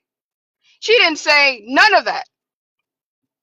And yet immediately y'all are finding a way to make it this black woman's fault. Am I in the Twilight Zone? I'm being punked. Because, like, I'm actually being punked. Because it doesn't make sense. And I really hope, and she said in the video that she has a therapist, but I'm like, who are you talking to? And how much are you paying them? Get your money back. Because you're being conned. Ain't no way. There's no way. I work in pharmaceuticals, like, and I've also dealt with depression. There's no way that I'm having a moment, an episode, and the first thing I do is pick up my phone. And if you see the video, and this is why I know people are full of it. If you see the video, that video is recorded, cut, edited, and then the walk to the restaurant afterwards, baby, who knows when you recorded this video, edited it, and how long it was sitting in your phone or on your camera before you decided to post it 1 hour after Alandria posted her Harper's Bazaar show. And I'm supposed to believe that is just a coincidence? That's a coincidence. The Shrek pictures are a coincidence. The Halloween thing is a coincidence. Everything with her is a coincidence. I'm not dumb. And I'm not finna keep letting y'all, like, not y'all, but like the internet make me feel like I am insane. And I really do pray that she goes to see that lady, because she needs to see a couple of ladies. Because I don't think one ain't gonna be enough. She might need two. I understand. Like, because at this point, it's scary. It's like, because I really hope that Nick and Landry continue, like you said, to not engage with her in any sort of way. Because I don't think it'll be healthy for them. Like, I don't think they're going to get anything out of it. So what would be the point of them even engaging with her? But it's almost like them not engaging with her seems to make her just amp up further. Like, that's weird. Like, what do you mean? Them not giving you the time of day is making you go harder? Like, it's like riling you up to, like, go further. Like, how much further can I toe the line? And then, because Alandria is a dark-skinned black woman, they're not going to stop and be like, hey, let's care for her. That general internet, it's not a matter of, hey, let's stop and care for her. No, it's immediately white girl crying. Everybody stop. World stop. White girl crying. Are we serious right now? Yeah. Anyways, that's all I had to say. Thank you, Antoinette, for your thoughts. Yeah, y'all. I'm not. Yeah, but I haven't seen the comments, right? So for the comments to be that Nick and Alandria need to do something, that people need to back off. Honestly, and maybe I'm Delulu. Maybe I'm Delulu. But I truly never hear anything about that woman until she inserts herself into the space. I never hear or see anybody having any conversation about that woman until she makes herself the topic of conversation. So are people going around and bothering her, or is she bothering the people? And then the people are conversating amongst themselves about how they're bothered by her. Am I Delulu? Y'all are saying I'm not Delulu. So to me, that is such a bullshit ass narrative. And again, it is like so infuriating to me to hear people say, and I've said this before, outside of what happened with Nicolandrians fighting amongst themselves and letting themselves be infiltrated by other fan bases this past weekend, I have had negative things. I have had critiques of Nick before. I have had critiques of Olandria before, but only for subscribers. And I have never had Nicolandrians come at me crazy about it. That's literally never happened. Even when they don't like what I'm saying, they never come at me crazy. I think I've had one ever out of the hundreds of comments that I will get. So I don't buy it.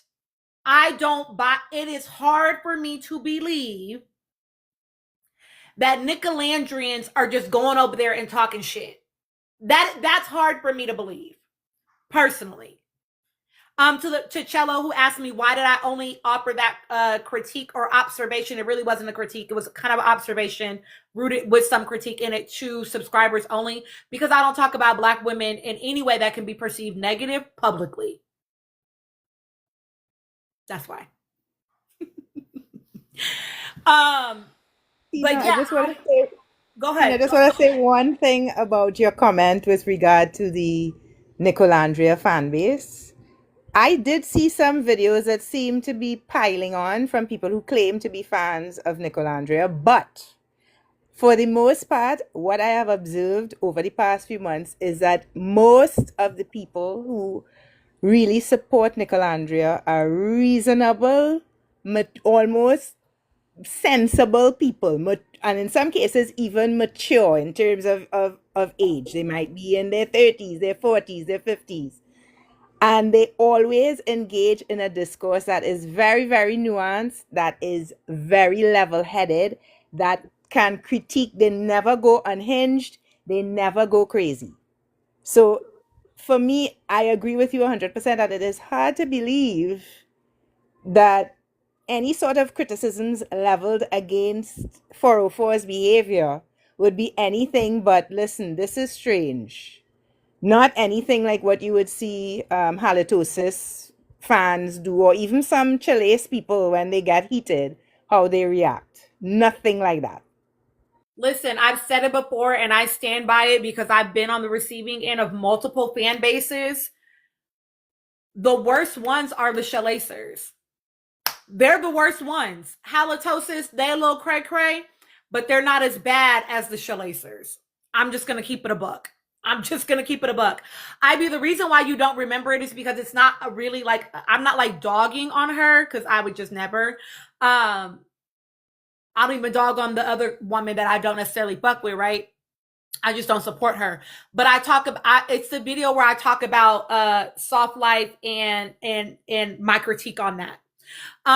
So yeah, yes, they are worse than Honda Civic's fan base. They are.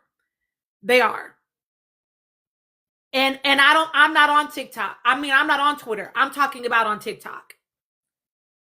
It's them that are worse than, in my experience, than even Halitosis' fans. Okay. Love Note, go ahead and give us your thoughts. Honestly, you guys have said majority of what I truly have felt and I have said, and I talked about this in another live before coming to yours, Tina, and I felt like, oh, what are people not understanding? And it was just the whole give her grace mental health thing. So to me, it goes off, it's the fact that the first thought when I heard about her video was manipulative. that was the first word that came straight to my mind. Is if you have built up a character where my first word to think of about you is manipulation, to me that says a lot. Her behavior, she has just shown there has been a pattern in the way of what she has been doing.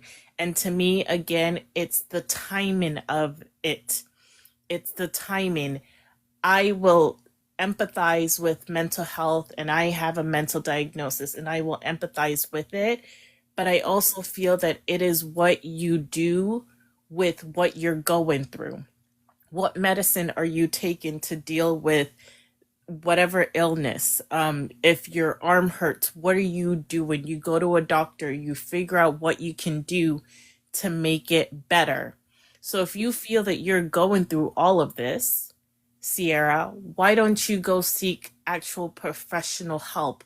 Actually take time to get away from social media, and you wouldn't have to deal with all this hate that you're supposedly, well, I'm sure that she is getting. I just, I'm exhausted by someone that I don't even seek out. Same, I don't follow her. She doesn't come up. The only time we ever discuss Sierra is when she goes and does something, just like she did with the Agua party and her doing the song. Like, that's the only time she ever does come up, and I want to empathize with her, but I truly cannot, because I don't see the sincerity that comes out of Sierra. To me, nothing that you're doing is sincere. And if you're dealing, I've said, why don't you just go, if she would have followed Hannah's playbook of how Hannah dealt with things, I would have a lot more sympathy for Sierra. The way, to me, Hannah handled things so well with what's his name, Pepe, and even Iris. I feel like if Sierra would have handled things the way Hannah did, things would be so different for her than what it is now. Yes, Hannah is an adult. Not just that. I feel like Hannah is just a mature adult. They're adults, but not all adults are mature. Hannah is an actual mature adult, whereas Sierra is not a mature human to me. She's, and I can't even say she's acting like a teenager, because now it's just come to a point where you're hurting yourself. The point that you made, Tina, where it's like, how can I feel the sympathy for you, where I see that you're inflicting this pain upon yourself? You don't feel sorry for yourself, so why should I feel sorry for you? And I don't feel sorry for you because it's a pain that you continue to inflict upon yourself. Why would she go to the Agua de Café party and do that and see them in person? If you saw how you freaked out at just the thought of him at Casa with another girl, like, why are you doing these things to yourself? Why did she like Nick's picture after the whole they had the MTV after the MTV pre-party that had people talking about that conversation again? You keep inserting yourself into these people's lives and they don't want anything to do with you. So I don't know, there's not much more I can say than what you guys have said, but I don't feel that sympathy for her because she's not giving it to herself. I'm so tired with Sierra. I feel like had she given the time to actually sit away from social media, especially after her video about the Asian community, and that's the thing also that disconnects, is you didn't even give the Asian community that proper time. The apology, all they got were words, but I'm not seeing any actions behind it. And I do feel like I do feel like in a way she should make it visible to me, where we are seeing some work that you are doing with the Asian community. But there's nothing about Sierra's character where I have seen anything has changed from the moment she has left the villa. So that's why I can't feel any sympathy towards that, because I'm just saying, you're not changing. You have not changed at all. You don't want to actually change. So for me, I lack that sympathy for her. It's not even empathy. I lack the sympathy to feel sorry for her and what she's going through because she brings it upon herself. Yeah. Thank you, Love Note, for your thoughts. I will also say this real quick, y'all. I I'm trying to keep it cute right now. Why would you say that? Should she post going to an Asian temple? Nicholas, are you suggesting that all Asian people practice the same religion? What are you saying? Because it's giving you're trying to defend her, and instead you're being like xenophobic a bit. And I need you to not if you don't have the range. Yeah, don't do that. For me, it's not even about whether or not I have empathy for her. I just get very, again, curious about why does she not see the harm, or why does she not care enough about the harm, right? Because I mean, I can relate to that experience. I would not personally make a video crying on the internet. Just like personally, I would not do that. There have been moments where I've talked about things where like it causes me to cry, and like I'll pause the video, try to like pull it together and finish the video. Like that's happened I think twice, but like I don't know. I wouldn't personally, for me, it's like, why are you continuing to put yourself into situations that are harmful to you? And to Queen, your point, it feels a little performative. I will say this too about the manipulation, y'all. Manipulation does not always have to be conscious. And I do think that Sierra does make conscious choices to manipulate situations. I believe that since she was in the villa. And that's true too, Nicholas. She wasn't really crying. She just had red eyes and said that she had been crying all day. So who knows, right? But I do believe that she manipulates situations intentionally to create the outcome that she wants. I think a lot of us do in general. I think that the problem with her is that it starts to feel malicious at this point as she's out of the villa, right? That it feels a little bit like it's almost like it's in an attempt to harm other people. It's one thing to I'm gonna craft an image and therefore manipulate manipulate how I show up in the world and make this version of myself. It's very much, yeah, it's malicious, malignant. Like the fact that you are doing it right after Ola's drop, the fact that you are allowing certain comments to live in your video comments but not other ones, right? Like she literally has a choice. She has a choice to filter out certain words, because I filter out certain words. You're welcome, Love Note. There are certain things that if you comment that on my video, TikTok's not even going to post your fucking comment. She could literally choose to filter out Olandria, Ola, Olan, Nick. She could filter out Nick Olandria. She could filter out all that shit where none of those comments would ever show up on her page. She's choosing not to. She's choosing not to, right? Hi, Peter. And I think that you have to wonder why. You have to wonder why.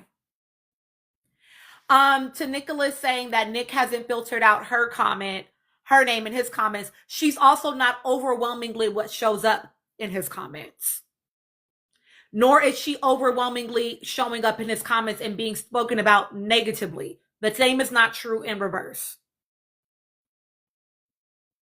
So you allowing people to come into your comments and talk shit about Alandria or talk shit about Nick is weird.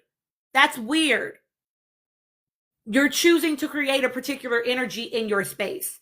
And I think you can have empathy and be like, damn, this girl is struggling, and be like, and girl, you got to take some accountability around how you're encouraging some of this, right?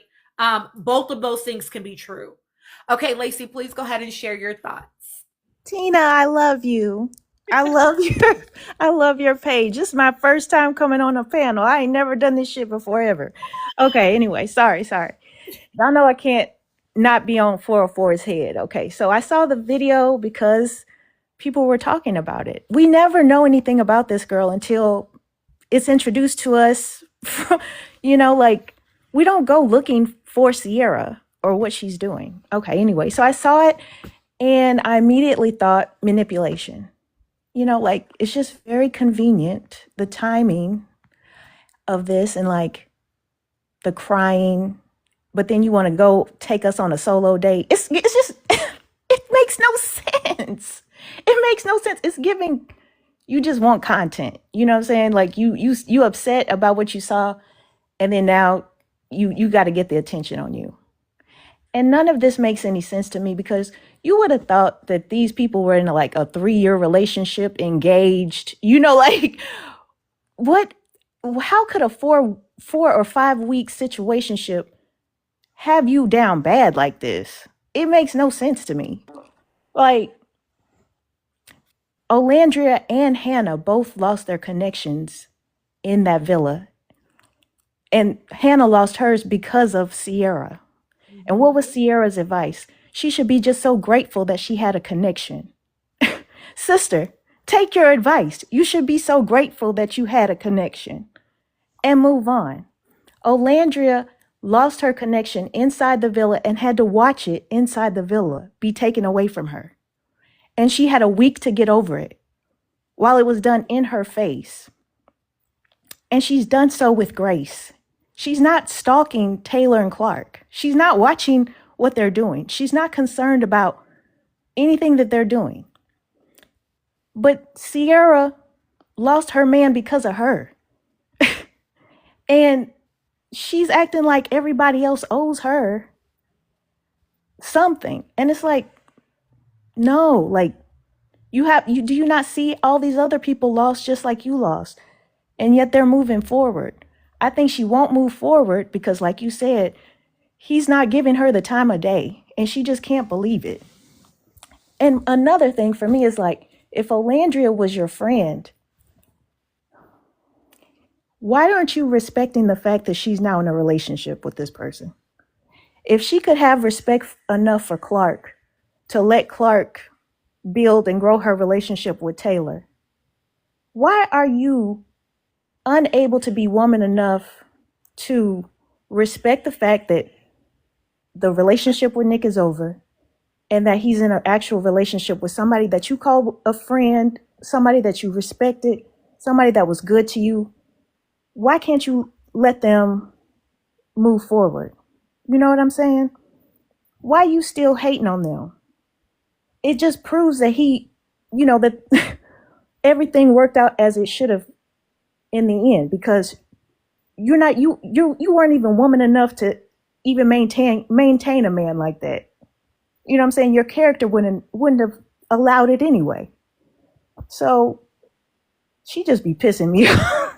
She be pissing me off, boy. That's why I be over here making videos, because it don't make no sense. Like, it just doesn't make sense. Like, where is the respect for Olandria? She goes through so much every single week.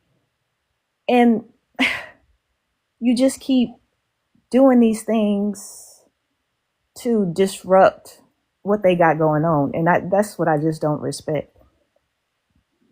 I just don't like that at all. So that's all I have to say. Thank you so much, Tina. Of course, of course. I love that y'all love Lacey. That's so cute in my comments.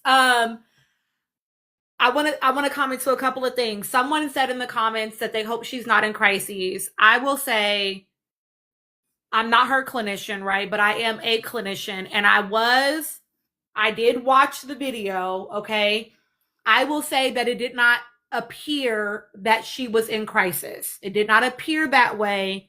I would think that she's probably able to keep herself safe. And so if people are worried about that, I would say that she did exactly what any clinician would tell her to do, as far as like, go, like, use your coping tools, right? She called a friend, she ate something that tasted good.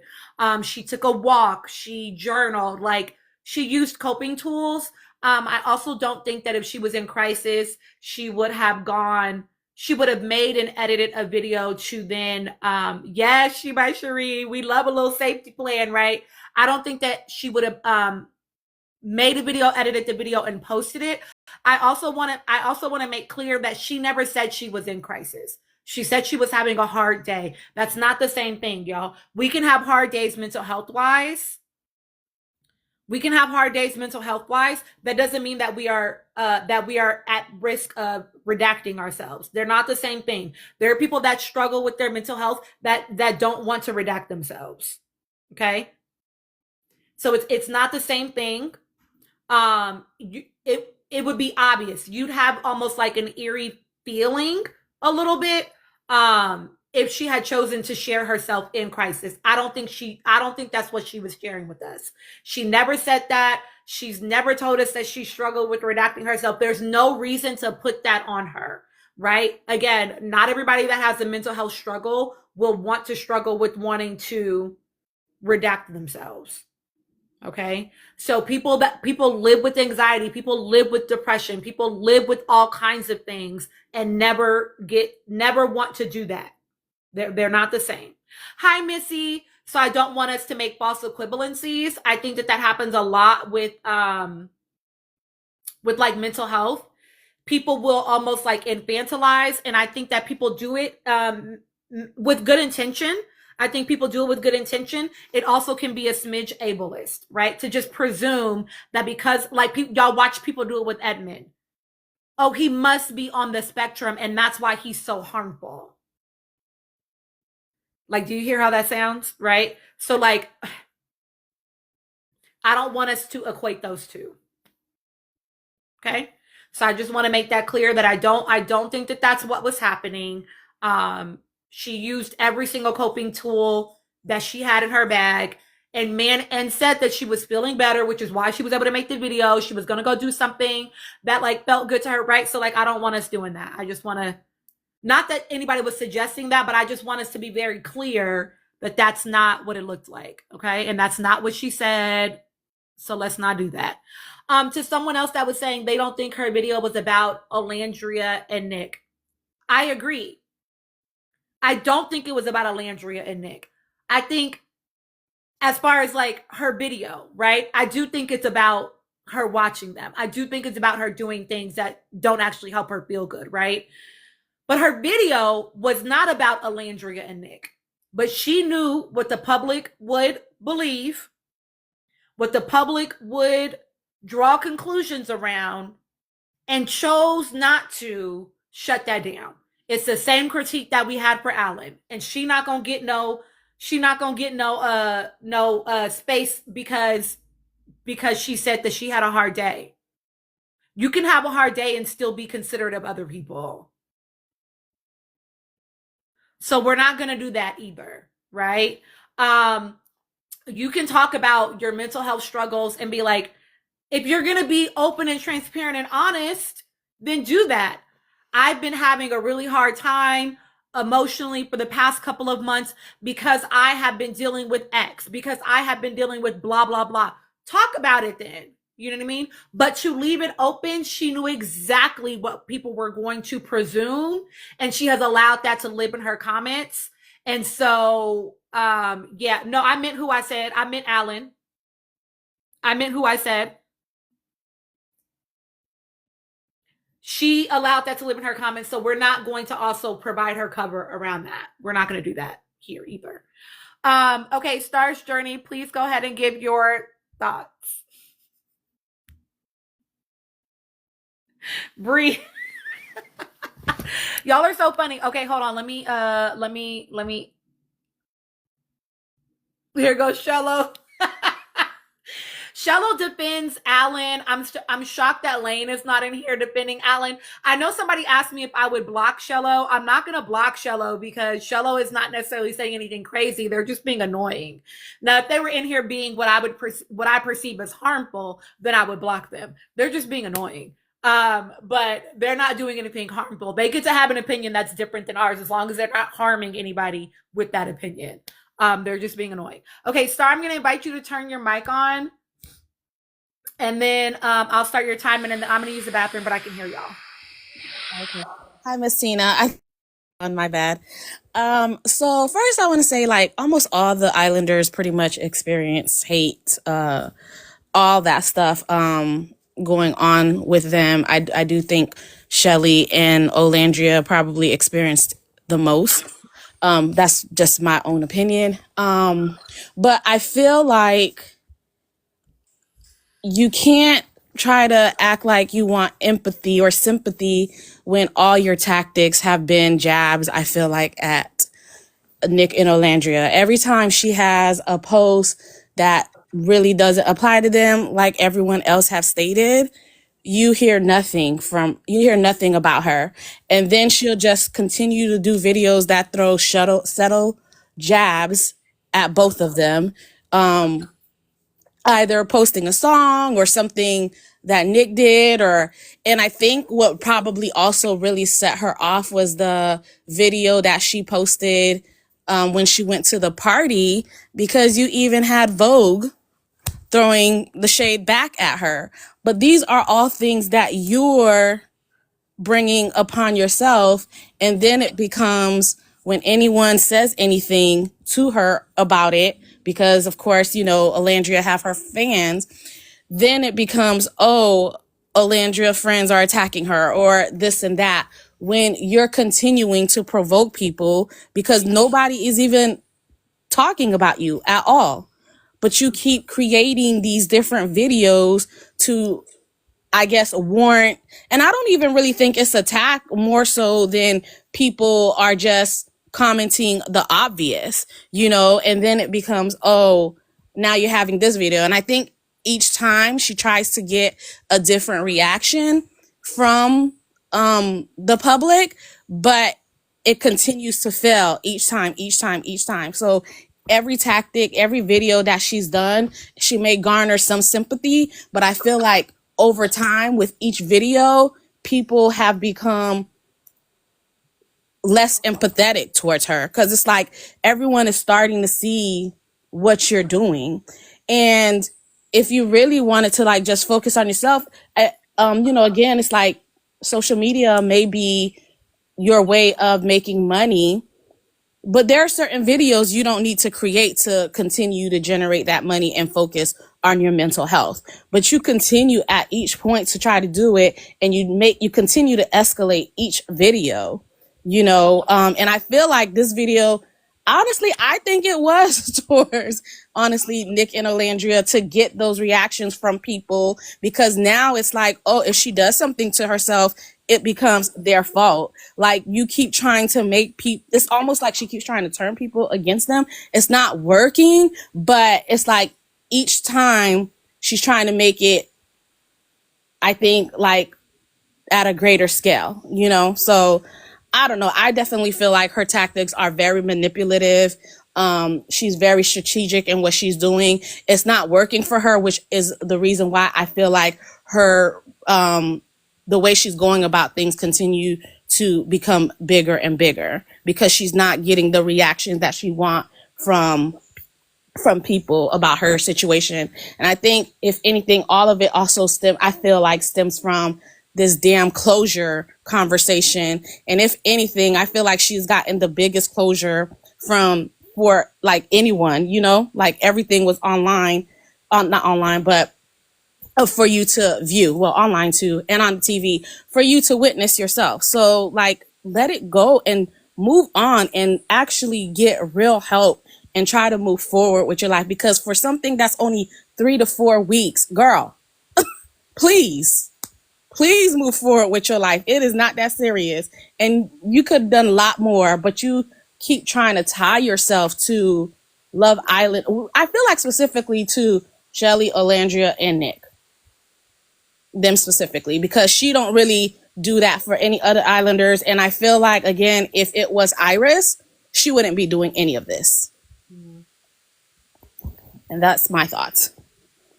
Thank you so much, Stars Journey. I feel like Chella, you trying to get me started. I feel like you trying to get me low key to get on your ass, and I don't know why you want me to do that. Why is that what you would like from me? I feel like that's the behavior you're trying to get out of me right now, because the shit that you're saying in my comments, you can't possibly mean them in good faith. Like, I don't understand why you are saying the things that you're saying. No, I think so too. I think that you're attempting to bait us into debating with you. And it's, oh, there's Shalacer. There's Shalacer. How do you know there's Shalacer? Cello, saying that Alandria and Nick need to speak up. Because if they spoke up, they would shut everything down. And that because people wanted Alan to speak up, they should have the same standards for hi India, that they should have the same standards for Nick and Alandria is such a false equivalency. Like, I feel like you can't actually be saying that in good faith. Because you're not watching Sierra crash out and have this moment because of something that Nick and Alandria said or did to her. That's not what you're watching. You're not watching Sierra receive a bunch of backlash and hate because of something that Nick and Alandria said or did to her. Anytime Sierra has ever come up in an interview with Nick, he has only been gracious. He has only been kind. So them speaking up for what? What she's experiencing is a direct reaction to her actions, not theirs. Not theirs. Why the fuck would they be speaking up? Y'all just like making Black women accountable for every fucking body. And that shit is weird. That shit is weird, actually. Like to ask Olandria, who gave all that labor in the fucking villa to everyone, to say something right now as she gets dog walked in that little girl's comments, you got her fucked up. No, Shello. They don't owe them nothing for their fans. If something happens to her, it will be bad. And that would be on Sierra. That would be on Sierra. We're not talking about where Alan got on an interview and talked shit about Nick and Alandria. All the while saying, I love her, but I'm going to talk shit about her relationship. That's not what the fuck Nick or Alandria have done when it comes to Sierra. Sierra has done all of this shit to her fucking self.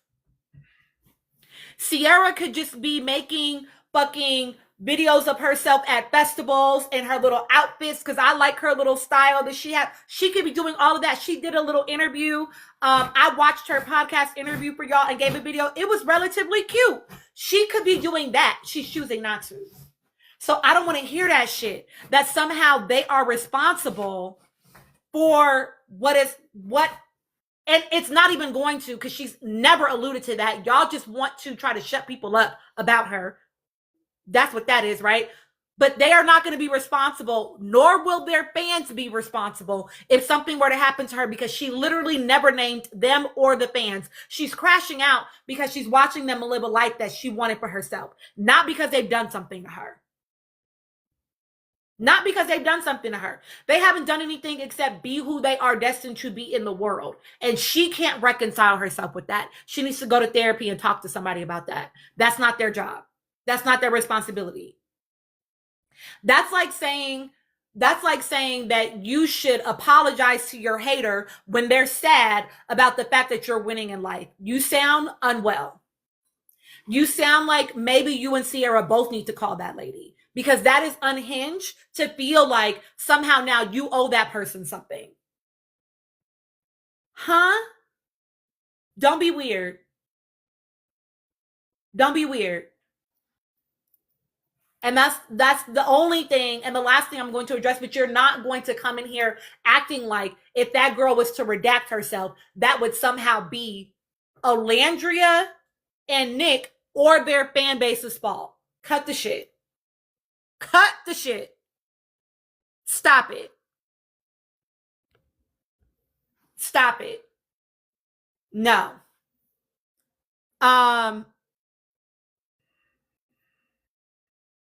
Y'all said Shello is Nick. I mean, Shello is Nora. I don't know who Nora is. Applesauce, or wait, I'm gonna let you go last. Vibe Lounge, Lauren, and then Applesauce. Hello. Hi. Okay, so I'm going to start off with first and foremost, nobody wishes mental health crisis on anyone. We want her to be well.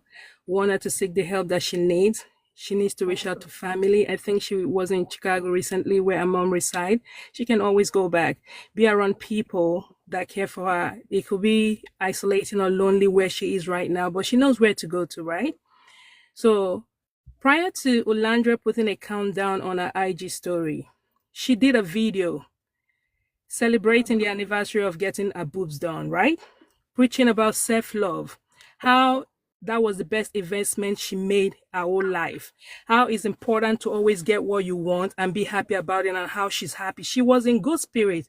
But then her video said, I've been a mess all day.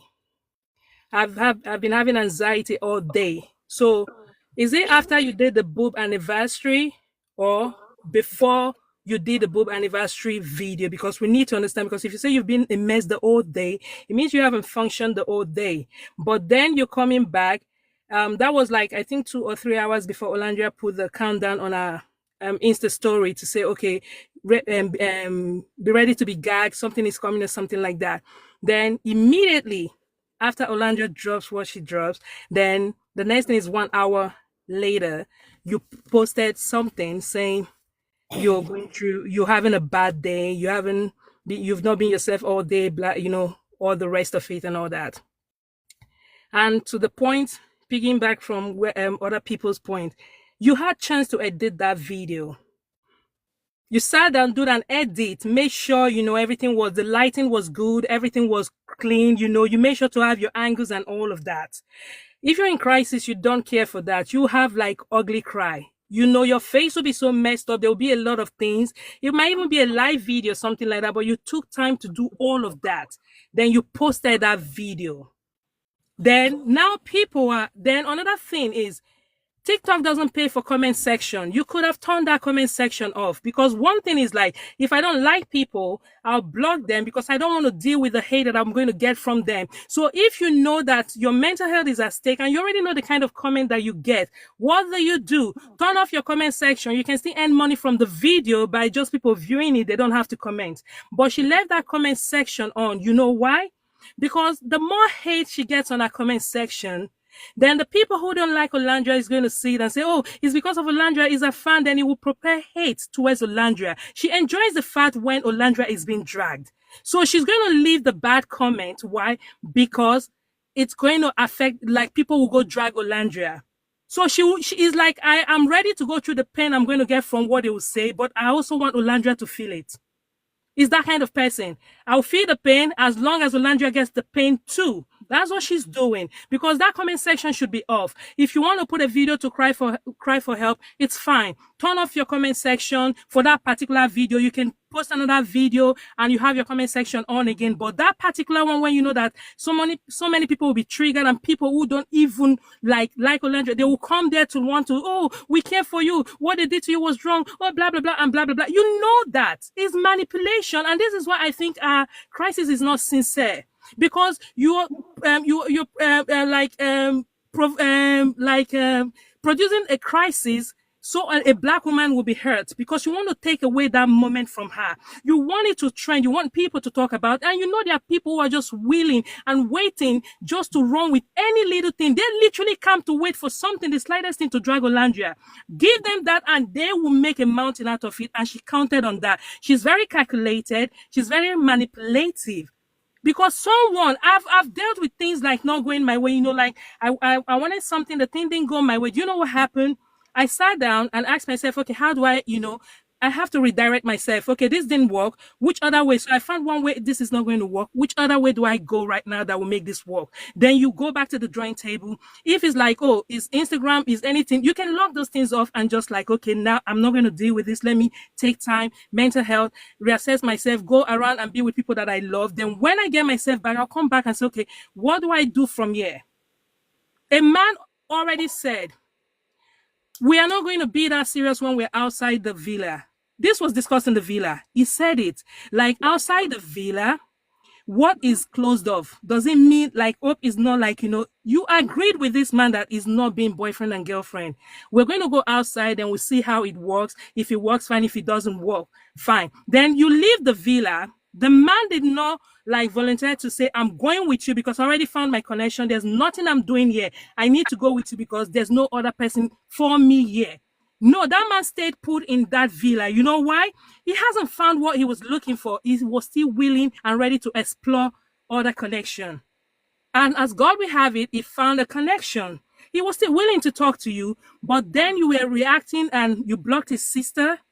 You started doing some things that, you started like throwing jab at his family. And he's a family man, someone who loves his family so much, you throw a shade at his family, is over. Because if you're going to disrespect my family like that, then you'll never have any respect for me. So at the end of the day, you've been doing all this like sneak dissing. You throw rock and hide your hand. Then when people call you out, it's like you do something. Then the reaction to people to what you did, then that is what people capitalize on. Oh, they are doing this, but what did she do? Because we are not crazy. People are not mad. You're not going to like gaslight us to let us feel like, oh, we're crazy people. No. You did something. I'm reacting to what you did, but for some reason, I have to suffer for my reaction and not what you did that caused that reaction. That is manipulation. This girl literally emptied her bank account savings to open it, to buy a PRO company before she went into the villa. She had a plan. This was, I'm going to go into the villa, get the cloud that I want, come out, and I'll run my PR company. But it didn't work like that because she used a slur. Because people, we keep forgetting, Sierra is not in the mess she is today because of Nick and Olandria. No, she used racial slur, Asian racial slur. She's paying for something that she did. It's like your past catching up with you. That was what happened to Sierra. It wasn't what Nick did, is your past. That is what they say. Be careful what you do because you might get away with it, but karma has everybody's address and karma is bisexual. It's going to fuck both man and woman. So it doesn't matter what you do. One day you pay for it. So it's always like advisable. Sow the seed of kindness and goodness in this world. One day you want to make a withdrawal from all the things you've sown. You want to get what you've sown back. When you put something out in the world, is you like saving your goods in a vault. One day you need to make a withdrawal. What do you get? What you put in there is exactly what you're going to get back. So that is exactly what she's getting back.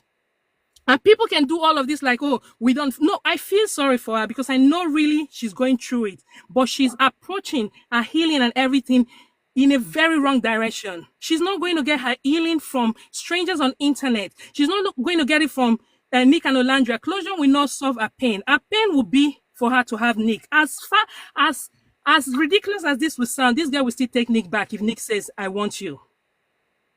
I'm telling you the truth. She would think, okay, if I get him, maybe I'll get the life Olandria has right now. But the thing is like, destiny is different. She could have ended up with Nick and all of this thing that Olandria has now, she will not get it. Because it was not us to begin with. It's Olandria's time. Everybody has their destiny. And when it's woken up, not even the devil can stop it.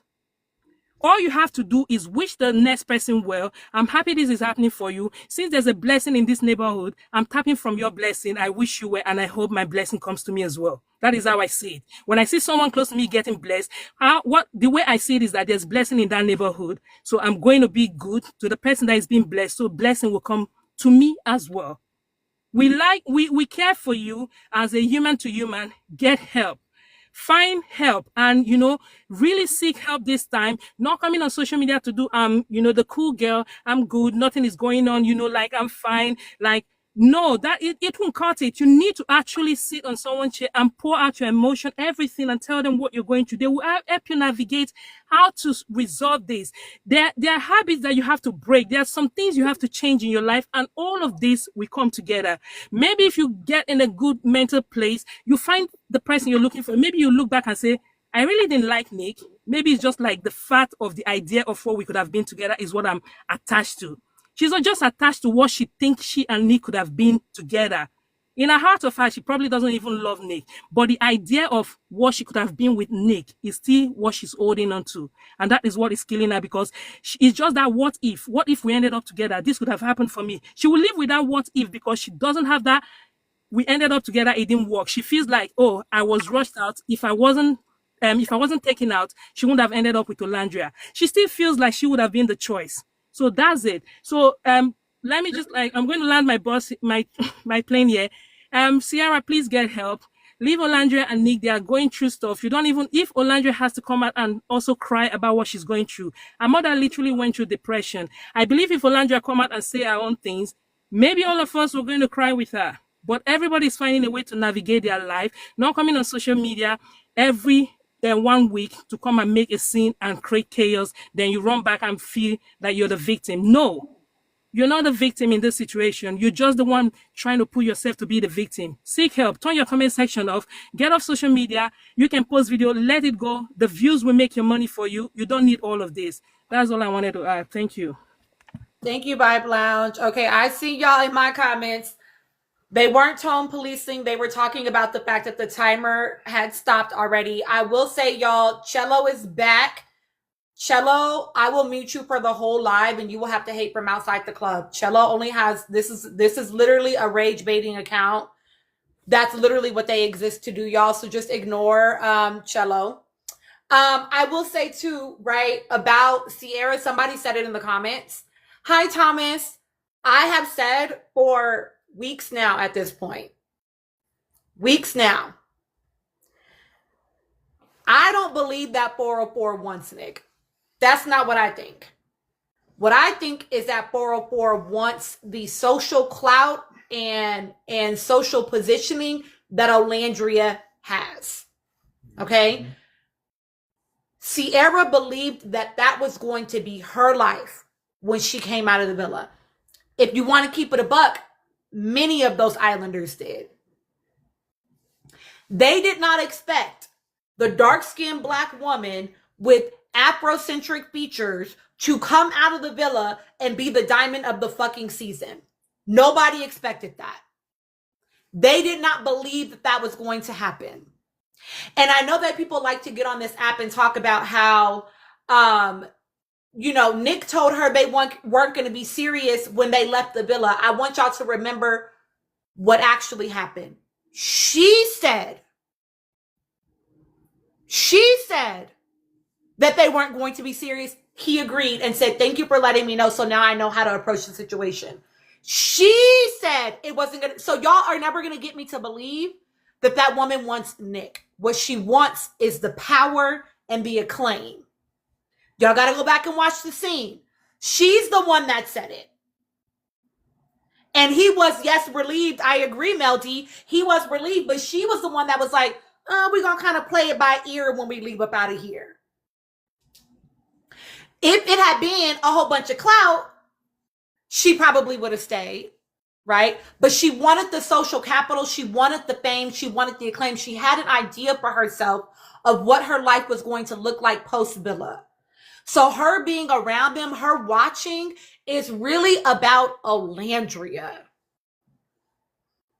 Which is why y'all are never going to convince me that Olandria needs to say shit. Because Olandria does not owe her anything simply because Olandria ended up being the star, ended up being the diamond of the. Nobody is going to convince me that Olandria being in her purpose, in her life, is something to be sorry to that girl about. You're never going to convince me of that. She does not owe her shit. That is her bad for thinking that being, who she was and having the attachment that she had, right? Because she knew people, and that's her bad that she allowed herself to feel like that was going to afford her certain opportunities. You should have been thinking about that and cleaning your act up before you got into the villa then, babe. If that was the life you wanted for yourself, you should have been cleaning your shit up. And I've said to y'all before, I'm not saying that we don't have past. Everybody has a fucking past. Everybody has something. You have something. But has your life since that something proved to the world that you are a different person? So even if that something, Lacey Gardner, very much something came able to be like, yeah, you know what? That's who they were, but now they have a track record of being a different person. But you didn't become a different person. So your shit still held a lot of weight. Okay? And so that's not Alandria's fault. And Alandria doesn't owe her a sorry for that. Oh, I'm sorry, girl, that I have favor on my life, girl. I'm sorry, girl, that I was destined for something greater than what you were destined for. I'm so sorry, girl. The fuck she apologizing for? So no, Sierra is really perturbed with Alandria and Alandria's success.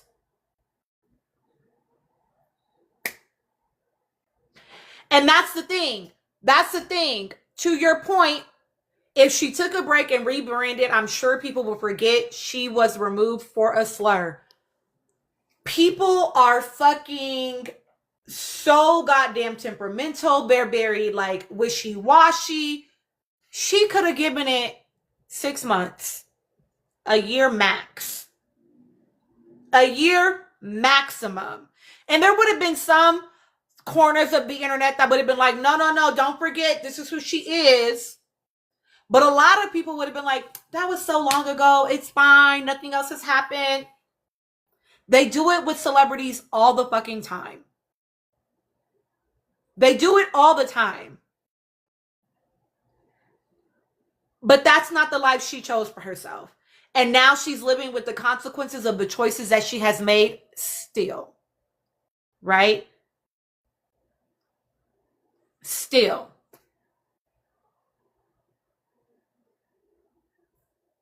And why is that? Why is that anybody else's fault but her own? Yeah. But see, here's the thing, Nicholas. She's not attached to Nicolandria. So if she had just backed the fuck up, if she would have just backed the fuck up and been quiet long enough, but instead she keeps attaching herself to Nick and Alandria. And she's doing that on purpose. Right? But like to y'all's point, Mark Wahlberg, nobody talks about him. And I know some people are just like young enough where maybe they don't know, but that man has gone on to have a very successful career still. I mention all the time Robert Downey Jr. I grew up in Los Angeles. So we used to be watching that man on the news, losing his shit. Okay? Losing his shit. And you know what he did? Became fucking Iron Man. Okay, so like,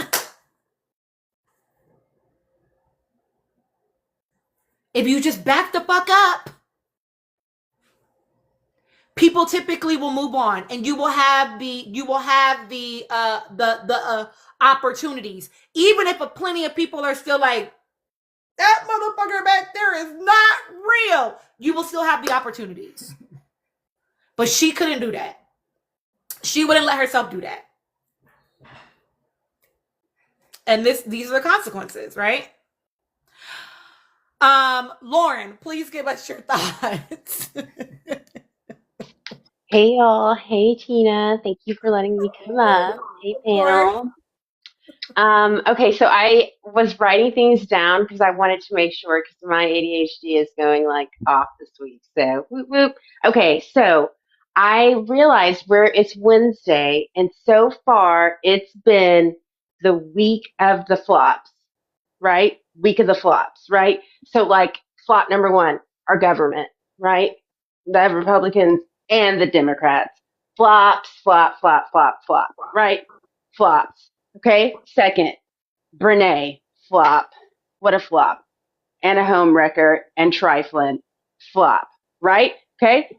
Then let's move. But what I just want us to also recognize in these flops the consequences of actions, choices, right? Okay, another flop, Sydney Sweeney, this week. Flop, flop, floppity, flop, flop, right? But you wanted to talk about your jeans. You were that girl. You were hot. You were that. You were Sydney. You were flopping. Angel Massey, Real Housewives of Potomac. What happened? What we could have been something. What's going on there? Confusion. And what you're presenting is not the real you. And I wish you would stand on business. And then here we are, Sierra, aka Lips, another flop of the week. And it's unfortunate, poor thing. It is, because I feel like part of her maybe thought she could have been casted in Beyond the Villa, but it didn't happen, right? Why? Because the consequences of your actions, right? Like, you're upset. I would be upset too, right? Like, I would be in, honestly, I would look like the girl, I'd look like Nancy from The Craft, right? Like, if I was her, I get that, right? But that should be private, okay? You don't need to be online. You don't need to be sharing this. Why? Because you're upset with yourself. Like, of course, you're upset with Elandria, right? But you're upset with yourself because you're the reason for this, right?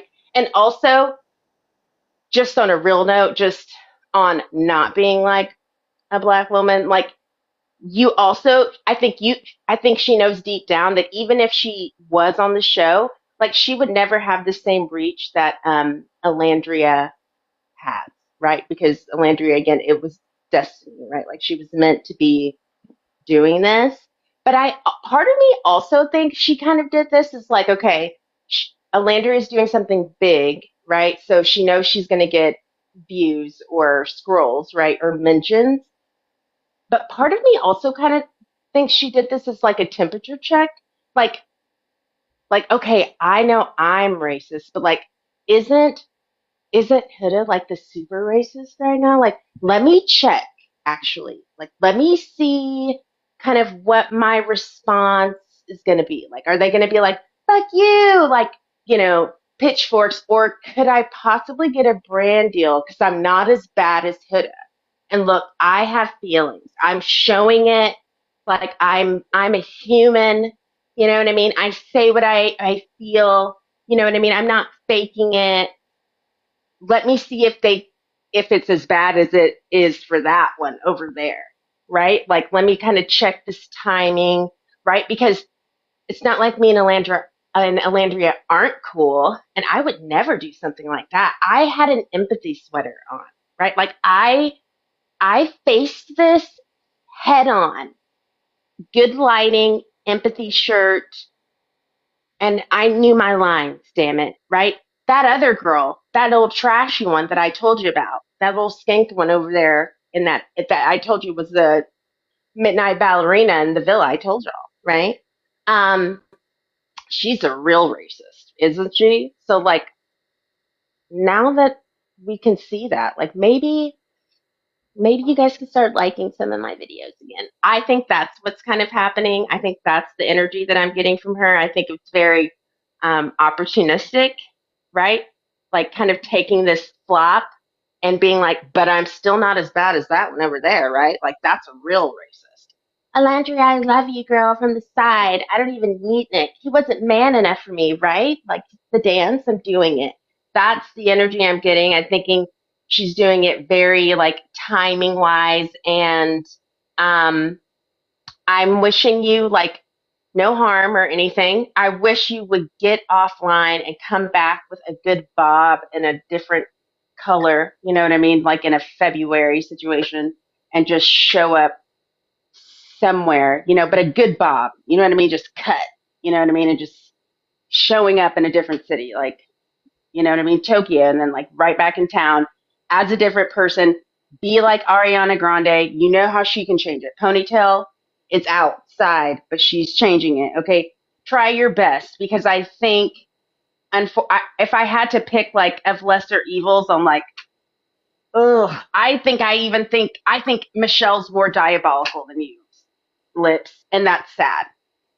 And then it's sad, right? Because I think you really wanted to be a reality TV girl. Like, you had it, you talk like you're Dorit, but you're not. Like, you wanted this. Maybe you could have it. maybe not on Zeus, but like maybe someone can pick it up, but you got to give us 90 to like 120 days off. Come back with a bob, a different color, and we'll see what happens. And that's all I got. Thank you for letting me speak. I love it. That's so funny. Honestly, a good haircut can change your life. Listen, you feel me? I have been thinking about cutting again. Like, I love a good haircut moment.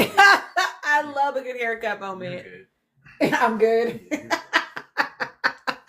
I love a good haircut moment. So I love the idea of a little bob. You know what I'm saying? I don't know how that would look on her face, but she could get somebody that could, hook her up. You know what I'm saying? Oh, Shelly's in my comments, y'all. But yeah, I think that would be, she needs a refresh. And I don't disagree when you said it, right? And somebody said in the comments, oh, she should work with BetterHelp. I'm always going to be NC BetterHelp. There's a therapist on here that I used to follow that does advertisements for BetterHelp. And like, I had to stop following her because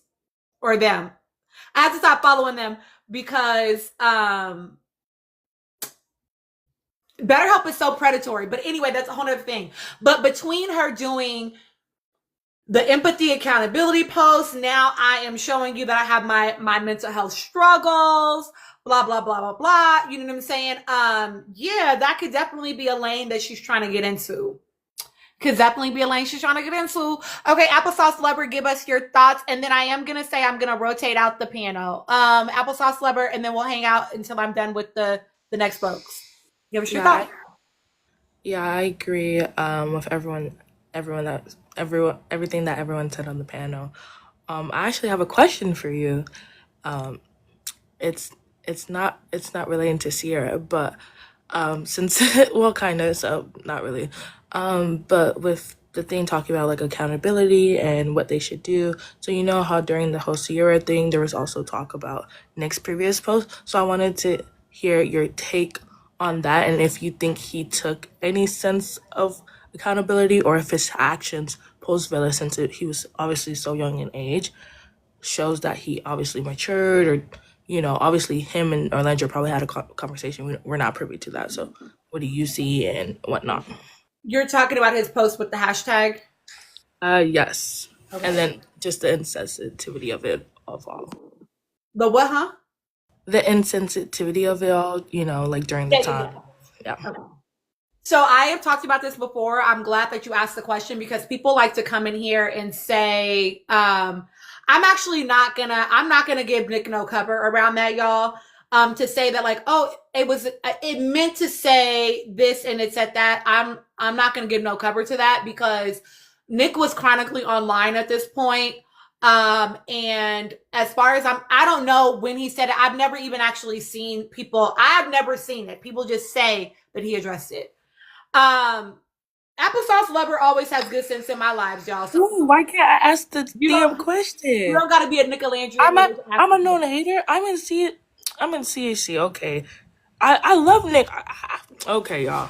I can't ask a question like because I know we keep it under the wraps. We don't like to talk about it as Nickelandrians, but the post still existed. Y'all want me to just ignore the post existed, even though he never made a public statement? Like I know when good PR is PR, and like he obviously kind of, but like I can still ask a damn question. Like, come on, guys, come on. I'm not hating on him. I don't think it's an invalid question. I have never seen him actually address it. People are always saying he addressed it. I don't know where it happened at. Either way, it doesn't change my thought about the situation. I'm not gonna provide cover around oops accident when I know that you are chronically online and could have absolutely seen it and then chosen to delete it and repost it without it. Like, I'm not gonna do that. So I don't care. However you want to feel about it, right? That said, though, he was 17, 18 years old. And I would say that he has not demonstrated via his online digital footprint, or in my experience of him on Love Island, or my experience of him post Love Island, he has not demonstrated a repeated, like, offensive behavior, right? So for me, and this goes back to, y'all got to let more than one thing be true at a time. You can say that someone that you like had a shitty take about something or made a misstep. That doesn't make them a bad person for the rest of their life. What we want to see is, do we also see that your behavior demonstrates you're not that human anymore? Do we see that? Right? Adelaide, because they asked me my thoughts, and people get to come up here and ask me my thoughts about things. So for me, he was young enough and has not had a track record that has continued to demonstrate that he operates in a mindset that would align with this stereotype, or this align, or this belief of this stereotype. So for me, because he is a person that is chronically online, I feel like if he was still doing it, I would have seen it. I would have seen it, right? And I'm not here to downplay it. It was not a slur. Y'all are correct. And it absolutely is a stereotype that can be harmful, right? Even if it is a stereotype rooted in truth, that doesn't mean it's not harmful, right? So we're not going to do that. And they're not comparing it. They're just asking what I thought, y'all. My thinking is, he was young as fuck, and he has demonstrated that he is not a human that aligns with those behaviors or those ideologies or thoughts anymore. And I'm not going to keep him held to something that happened when he was 17 and 18 years old. We have to make space for people to grow, right? As a clinician, I say all the time, and people be feeling like I give too much cover to certain people. I know. But I'm always going to believe that you have an ability to grow. I want to believe that about all humans. I do. You would have to demonstrate to me that you lack that skill set for me to rest in that, to be like, all right, that's cool. That's how you feeling. Do your thing. But that's not what I've seen from Nick. And so I'm not going to hold Nick to something that he was 17, 18, and he has demonstrated something different moving forward. People are saying, I do know that people are telling me he deleted the post, right? So, like, we have to let him be a grown-up at this point, right? We have to acknowledge that when your brain is not fully developed, you say and do stupid shit. And it doesn't mean that it excuses it, right? But can you grow from that behavior? And I am a fan of anti-blackness, racism, bigotry, xenophobia, homophobia, ableism, etc. All the things should not have to be a part of your growth process. They should not. It should not be at other people's expense. I am a fan of that. And I'm not going to say that as humans, you are infallible. I'm not going to hold you to a standard that is unattainable, especially when you live in a world that normalizes certain behaviors. You have to actively unlearn some things. And I am going to choose to give him, personally, I am going to choose to allow him to show me that he's a different human. Personally. I wanted to ask your take, because I know, like, for certain islanders, because they posted some controversial stuff, you're just like, I won't associate with them or engage with them or, like, have forgiveness. So I wanted to see your take on that, because I personally had the same idea, because I'm just like, that was such long ago, and we see his actions, you know, he's well traveled, he's been to Asian countries, so I'm just like, okay. And then my next question, I'm so sorry you guys don't like my questions, but I'm like, damn. Let me say something else real quick. For me, it's never that I'm unwilling to forgive people. You have to demonstrate your behavior has changed. Mm-hmm. Yeah, I feel like Nick did, but I just wanted to get your take, because, you know, like, your stance is like, I'm pro woman, like, I didn't want to, like, you know, it's mostly pro women and, like, fuck men, so I just wanted to get that take, because I didn't get the vibe it's like fuck Nick, but it's just like, you know, I wanted to confirm. And then my other question is, with the pattern, because I analyze data, and, like, with the pattern that you're recognizing with 404 and just her behavior so far, I personally don't see her stopping her behavior by any chance.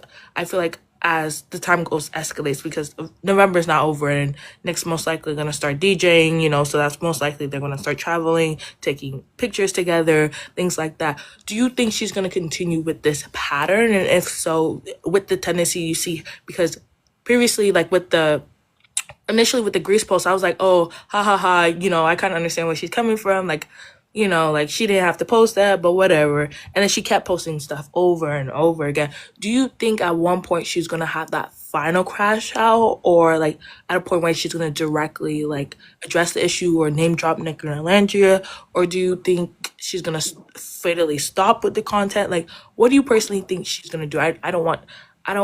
I wouldn't want you to like predict anything, but like obviously you've seen in your own personal life in cases of people behaving that there's certain tendencies or results of things that are going to happen. So what do you personally think? I personally believe that the behavior is only going to get worse until she does something to make it better. I believe that her behavior is not coming from like a rational space right now. I believe that her behavior is coming from a really hurt space right now. And hurt is not just like sadness, right? But I think that she is really hurt and disappointed around some things. And until she does the work to resolve that feeling, she's not going to stop the behavior. It is only going to get worse if they, and I'm sure that they will, continue to win, right?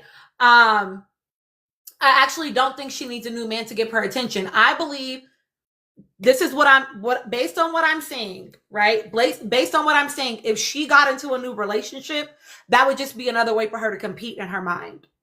She needs to resolve the root of the issue. She needs to resolve the root of the issue, which is that she thought she was going to have a life that she does not have.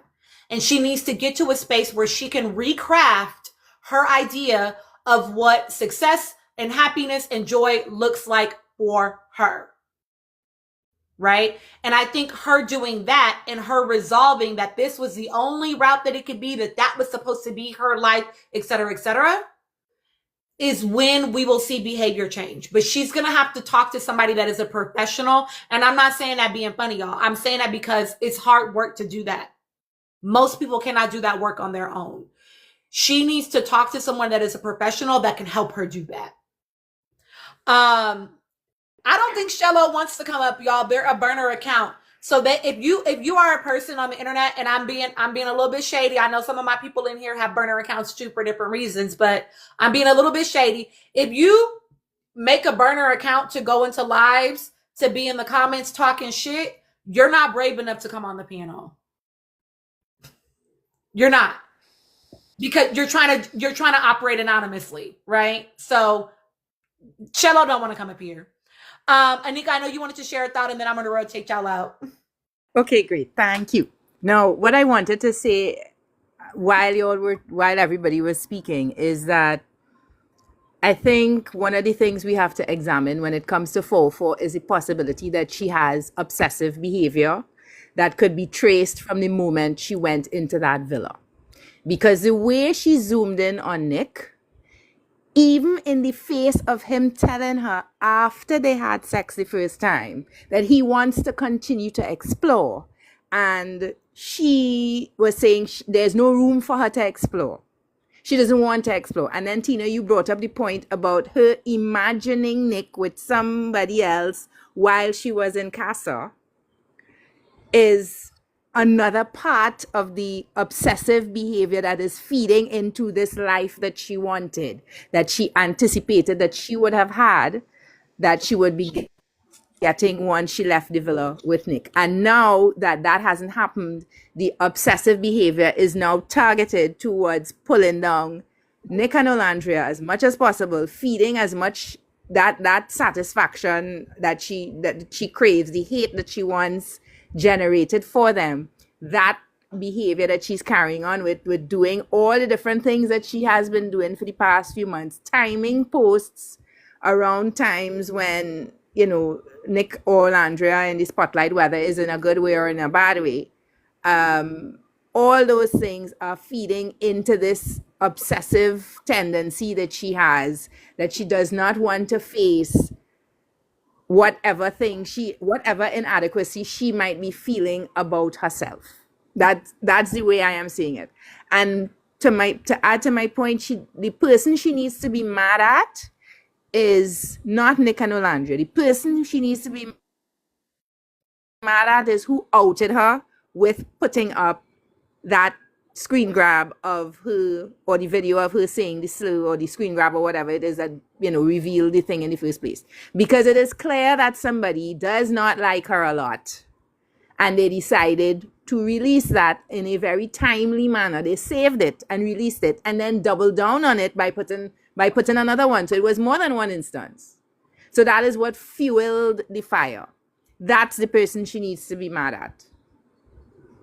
So I think when you look at the way her entire thing has been very, I mean, this girl sat in the close off conversation and lied. She was the one who told Nick that, you are the only one for me, and I only see myself with you. And then she goes and she tells all the girls that Nick told me, I am the only one for you, and you are the only one for me, and I only want to be with you. That is not, no, that is some kind of fantastical fantasy behavior that she's carrying on with. And it has continued. And that's why, I mean, I've been saying it for months now, since she left the villa, since she started her first set of garbage, that she is going to be going off a cliff and then free falling. I don't know if she's off the cliff yet, but if she's not, she's very close. And that free fall is not going to be nice. She needs to come completely offline and take a break. But she has to come to terms with certain things for herself. This girl went so far as to do a photo shoot that mimicked poses that Olandria did in a photo shoot before. That's how bad it is. That is how ridiculous it is. So I think she just needs to, the behavior is obsessive. And she needs to stop, basically. And that is my final take. So I will come down from the panel now. Thank you very much for giving me the opportunity. Of course. Someone asked, they said, if you're pro-woman, does that mean that women can't be wrong? Those of y'all that are in my lives, will you answer that question?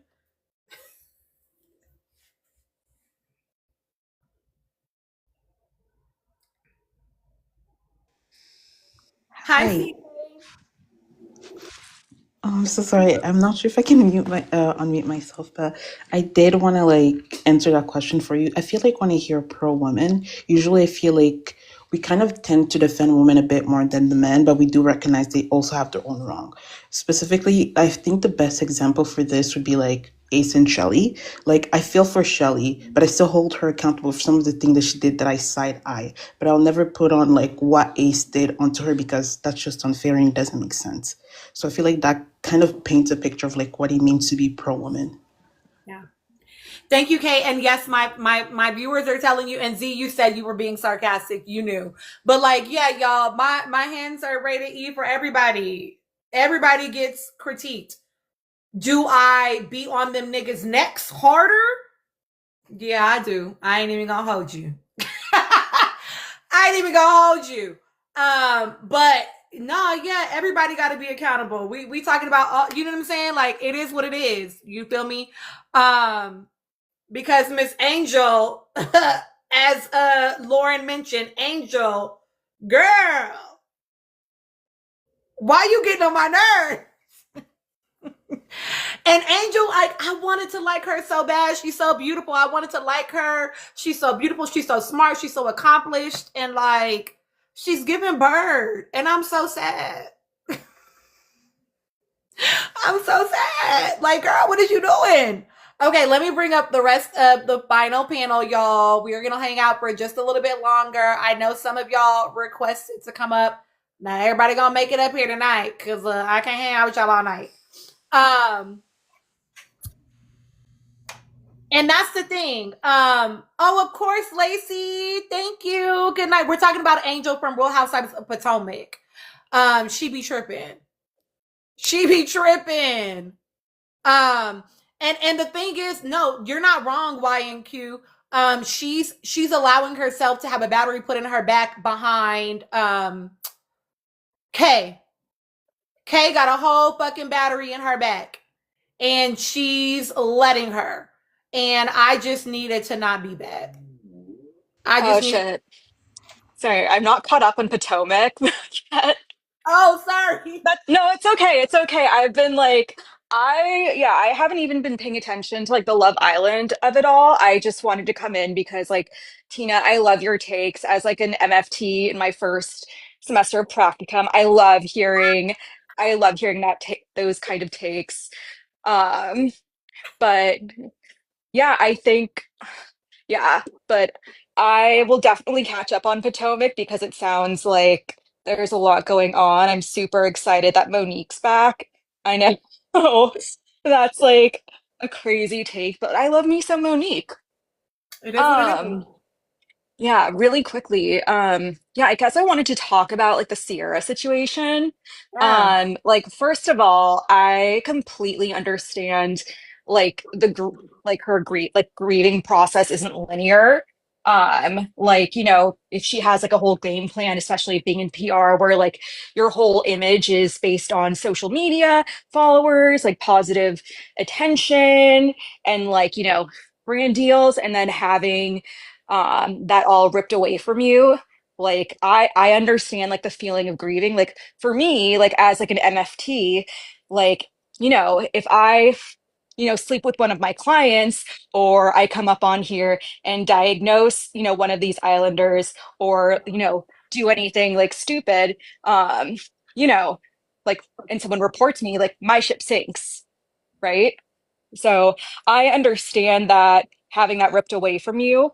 Um, I do want to comment on, I think, the depression video. Not that like depression is a one size fits all thing, but I do think saying, you know, I haven't been able to function, do all these things, I haven't been able to read. I noticed that like she, you know, she does have that like no makeup look. Did you guys clock that? And Mm-hmm. like I mean, her hair looked also freshly blown out. Like she was like kind of dressed to the nines. Like I don't even look like that when I'm like with like my in front of my clients or in supervision. Um, like like I'm chopped compared to her on like my best days. Um, but you know, obviously like my career doesn't depend on like my looks, but I just think that like, you know, if you are going through a rough time, it's like the timing is just it's just so icky of it all. Like I think that again, apology without change is manipulation, and obviously not to like pathologize her, but it's like, you know, the I think the best thing that she could do is um like take a break, um go. I know she was shopping around for a few therapists and it's also, you know, a tough thing. um so maybe she needs to find the right one, but she needs someone to be that container for her and a safe space because obviously, you know, she's has like a lot of thoughts and everything and it's not going to be received well, and if it is like affecting her mental health, like, you know, you can't heal from the same environment that made you sick, so to speak. Um, okay, so I have 20 seconds. I just want to know, I since you watch Potomac, do you watch Salt Lake at all? Okay, I actually just started Salt Lake, Oh so my I'm God. still in the season. This season is so good. It's literally they're arguing over farts. I can't. It's like the funniest thing. I'm like, it's the funniest thing. If you guys don't like watch Bravo, please watch like Salt Lake City. It's like this shit is so fucking funny. They literally like they literally do like a season of any other Housewives franchise in one episode. It's so funny. It's a great palate cleanser from, you know, this like, you know, depression video. If you want a palate cleanser from, you know, Sierra feeling sorry for herself, go watch Mary Cosby. You know, annihilate Angie because she made fun of her farts. It's so like it's so funny. I love it. Um, I think yeah, that was pretty much the gist of it. But yeah, I love hearing your takes. I love hearing it from like an MFT. Like you're so wise and like I think you also handle yourself so well and use great clinical judgment. So like I'm here for you, Tina. Thank you for saying that. Love it. Yes, I love having a fellow MFT, and I love that you're in your first semester of practicum. How many semesters do you have? Do you have to do 4 semesters of I practicum? have so 3 semesters, like one in the fall, one in the spring, then one in the summer. But I am also applying for my doctoral so I can do advanced assessments and all that jazz. And right now I'm just working with 4 to 6 year olds, so that's very interesting. But um, as someone who's in that field, I would suggest that um, possibly if I were Sierra's therapist to make a calm down corner Mm. that could be beneficial. But yeah, I mean, I don't know. I'm also just like, well, you choose to live in like Los Angeles, like, there's areas that are, kind of full of bullshit too. Like it's, your choice to surround yourself with people and get involved in things that like are past, the bullshit. Like if you really want to change, like, you know, maybe get involved with some like food organizations for all like the fucking kiddos and babies that have had SNAP benefits cut. Do something like that. Like if you know people are going to come to your page and see what you're going to say, like clap back at them with a fucking linked where someone can give back or get involved or be like, I'm donating this, match me with this. Like I don't know. I mean, that's something that I would do if I were in her position, but I also would never go on Love Island. I think I would spiral as a 25-year-old. But yeah, I don't know. I mean, I think she needs to take a Taylor Swift and break and like not be seen and heard for a year and then I don't know, go back into her reputation era if that's her thing. I don't know. But, like a clinician, you can lead a horse to water, but you can't make them drink. So, Yep. That's what I be telling the people, She by Cherie. I be telling them like I have a healthy level of disconnect from what they do, even though I'm observing it, because as the clinician, you have to learn very quickly that your clients have autonomy and ultimately they're going to do whatever the fuck they want to do. Even if you're sitting in session for a week, an hour every week together. Period did have a question. I have a question. As professionals, how do you deal with people that are just fake as fuck? Um, I would love to hear, and then we're gonna go panel two. But I will say that it depends on what you're noticing. Like a lot of your clinical work is you noticing shit. At least that's the clinical approach that I take. A lot of it is like noticing shit, being curious about shit, um, with your client, right? Um, and then calling it out as needed, right? Or calling it in as needed, right? But some like I've had clients where like I know that you're lying to me. Like I know that you're not telling the truth and that we may not have the rapport or we may not be in the space where I can say that directly. But it's definitely written clinically in your chart somewhere, right? It also might inform my diagnosis of you. But yeah, it would sort of just drive the session based on what you are hearing.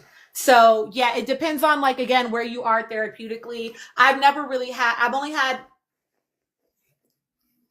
I've had a couple of clients that were dishonest, mostly younger clients, if I'm telling the truth, like children. But that's, kid shit. And like sometimes we have to report where I would be like, I don't know. They're like, Miss Christina, whatever. But so it depends on the situation. Period. Do you want to, She by Sure, do you want to give your thoughts? I know you be going through it with them 4 to 6 year olds because it be the parents, low key. But anyway. Do you want to give your thoughts around how you handle people that are fake as fuck in your sessions? yeah. So, I mean, I work with like 4 to 6 year olds. So, I mean, like, I obviously can't be like, you're fake as fuck, like that. That would get me, kicked out of the program. And my supervisor would not sign off on any of my hours. But I mean, what they do teach us in grad school is like the notion of positive regard, unconditional positive regard, where it's like you're taking, clack it, you're taking what the client says at face value. So I have like a lot of kiddos that will like say that certain scenarios happened and it's something they watched on TV. Like one of my little girl kiddos, I think, is getting subjected to the Disney princess propaganda of like true love's kiss. And so she told me she was like, um, there was a prince that lives with me and he kissed me on the lips and I'm had to, kind of go back into my, notes and say, I'm like, well, I'm confused. There's only, she only lives at home. And so, you have to take it at face value, but, and it's usually like a cover up for what's really going on. And like, you may not have the rapport to, for them to be ready to tell you what's really going on, what's true. I think it's the only, your job too, is just to be like a safe space, just explore it, and then you really just have to deal with if they're getting hurt, someone is hurting them, they want to hurt someone else, especially if they're a child. Like if I had a kiddo that was telling me, you know I have a prince that lives with me, he's like my mom's like step uncle and he's 37 and he touched me here, then I would have to obviously consult and then report. And then just following up with limits of confidentiality, like, is this, did you see this on TV or not? Because if it's real, then, I have to tell a grown up. Or, if you're seeing like obviously adolescents and like adults, you'd be like, well, I need to like tell somebody, like we talked about this. But yeah, I think unconditional regard, everybody lies to their therapist at one point because they just want to get through the session. They don't really want to say what's really going on. But yeah, I mean, I'm um, well prepared for dealing with clients that are going to be fake as fuck, practicing in LA. And I mean, if anything, it'll be entertaining and make the days go better. So yeah, I'm looking forward to doing positive, unconditional positive regard. And yeah. And period, if you're curious, I actually do have a video on my page about unconditional positive regard. It's really, you want to assume best intention, right? You want to join with the client. You don't want to shame the client. It doesn't mean that we don't address the fact that you're being deceptive or dishonest, but you're asking explicitly, you said you're asking because you feel like that's what Sierra might do. Any clinician worth their salt is going to know that you're being deceptive. They're gonna be able to tell. Like I think people be thinking that they're fooling their clinicians because I be watching this stuff on TikTok. Oh, I just go in and I just lie to my therapist. I'm like, babe, we know. Yeah. And I think like a great like an analogy if like is there is a theorist that I love called Virginia Satir. She does something called like the iceberg, where it's like above the iceberg is everything that you're seeing on the surface, I had such a good day, but I'm bad, so I'm gonna go take a solo walk and da da da da da. And then maybe under the surface is like, I completely blew up my life. I was invested in a relationship that meant everything to me, nothing to him. Like, I feel like I'm teetering on the edge, so that would be below the surface. So, and then it just takes time to uncover those layers, so to speak. Yeah. I think to your point, right? Y'all hear me say all the time. I ask y'all all the time, what's underneath that? What's underneath that? What's underneath that, right? I'm curious about what's underneath that, right? When we're looking at the behavior, because that's what my bias, but that's what a good clinician is looking for, right? You're all dating your therapist in the very beginning, and we know that. And I will normalize that for my clients. I know that I will directly say to my clients, you could be like, Christina, I'm not about to tell you that, girl. I just met your ass 15 minutes ago. I'm not about to let you be in my business. Like, that's okay, So if she goes to a good clinician, they will be able to create a even if that's what she is inclined to do, she will have a level of safety that begins to build and rapport that builds where they can get underneath it and beyond it. Yeah, and I would also like bet that I'm sure like the clinicians, like, they're gonna see who's on like their roster. They're gonna look this girl up, and I'm sure, they put themselves ahead of her, and I'm sure they just dove in, like, let's talk about your canceled scandal. Let's talk about the posts, and like that's going to immediately like scare off any client. Like, um, you know, you're not going to meet someone you like for the first time and be like, let's unpack all of like the childhood trauma that you have. If you've ever, you know, went through any grief, like that's, you know, completely that would turn anybody off. So it takes time. And this is why I say to y'all, and then I'm gonna go to you, Bree. I'm gonna do bottom up. So I'll go to Ari first. So this is why I say to y'all all the time, going to therapy is not like talking to your friend, because your friend is not going to meet you with unconditional positive regard. But that's why also, oh yeah, go ahead, Bri, I'll let you go first. So, but that's also why a lot of people feel like their therapist is their friend, because your therapist is acting the way maybe you want a friend to behave, but they're not, right? Most friends are going to just give you the real, right? They're going to come at you straight. And therapists are not doing that. We are trained. We are absolutely crafting that space in a way to let you get to the space to do the work. Okay, I'm gonna go Bree and then Lula. Okay, go ahead, Bree, share your thoughts. Hey Tina, I'm a longtime listener, first time speaker, and recent subscriber. I love your videos. So the topic today is 404, right? Whatever, that's what we were talking about, but you can talk about what you like, babe. I have like two things I'd like to talk about 404 and then like Ola's solo fan base. So I'll start with 404. Most of you guys already like said all my points, but like with her, I used to think her timing was odd, but I've come to realize that her timing's actually perfect. Especially when it comes to like Ola and her events and how just there's always something with her. And I remember around the time she left the villa, I was thinking to myself, like, if I was in her position, I'd like want to like commit suicide. Like, I would be not suicide, but off myself. Like, just she was getting so much hate, and her life was getting flipped upside down. And I wondered like how she was going to kind of like jump back from it. So when she did the empathy video, I was like, okay, this is interesting. It was a very curated video, you know, every little thing seemed intentional down to what she was wearing. So for me, I was like, okay, so she seems like she has everything under control. Like that's how she presented it to me, right? But as the months went by, I could just tell that it was an act, that she was playing a role and she wanted us to see what she was presenting. But like you always say, there's something underneath. So like the way she presents herself is not what she actually feels or actually means. So just yesterday when she dropped that video, I honestly could not believe my eyes. I genuinely thought, yeah, I don't know, with her, it's just, she needs to seek help. Us as an audience, we can't do anything for her. We can't provide her mental health help in any way, shape, or form. So yeah, like at this point, I don't have much like sympathy for it because it's just been so long, and I feel like she needs to have a community around her that will support her, and she doesn't have that. So yeah, I don't know, Sierra, when it comes to her, it's just like I feel like we shouldn't pay her any attention because she thrives on this attention.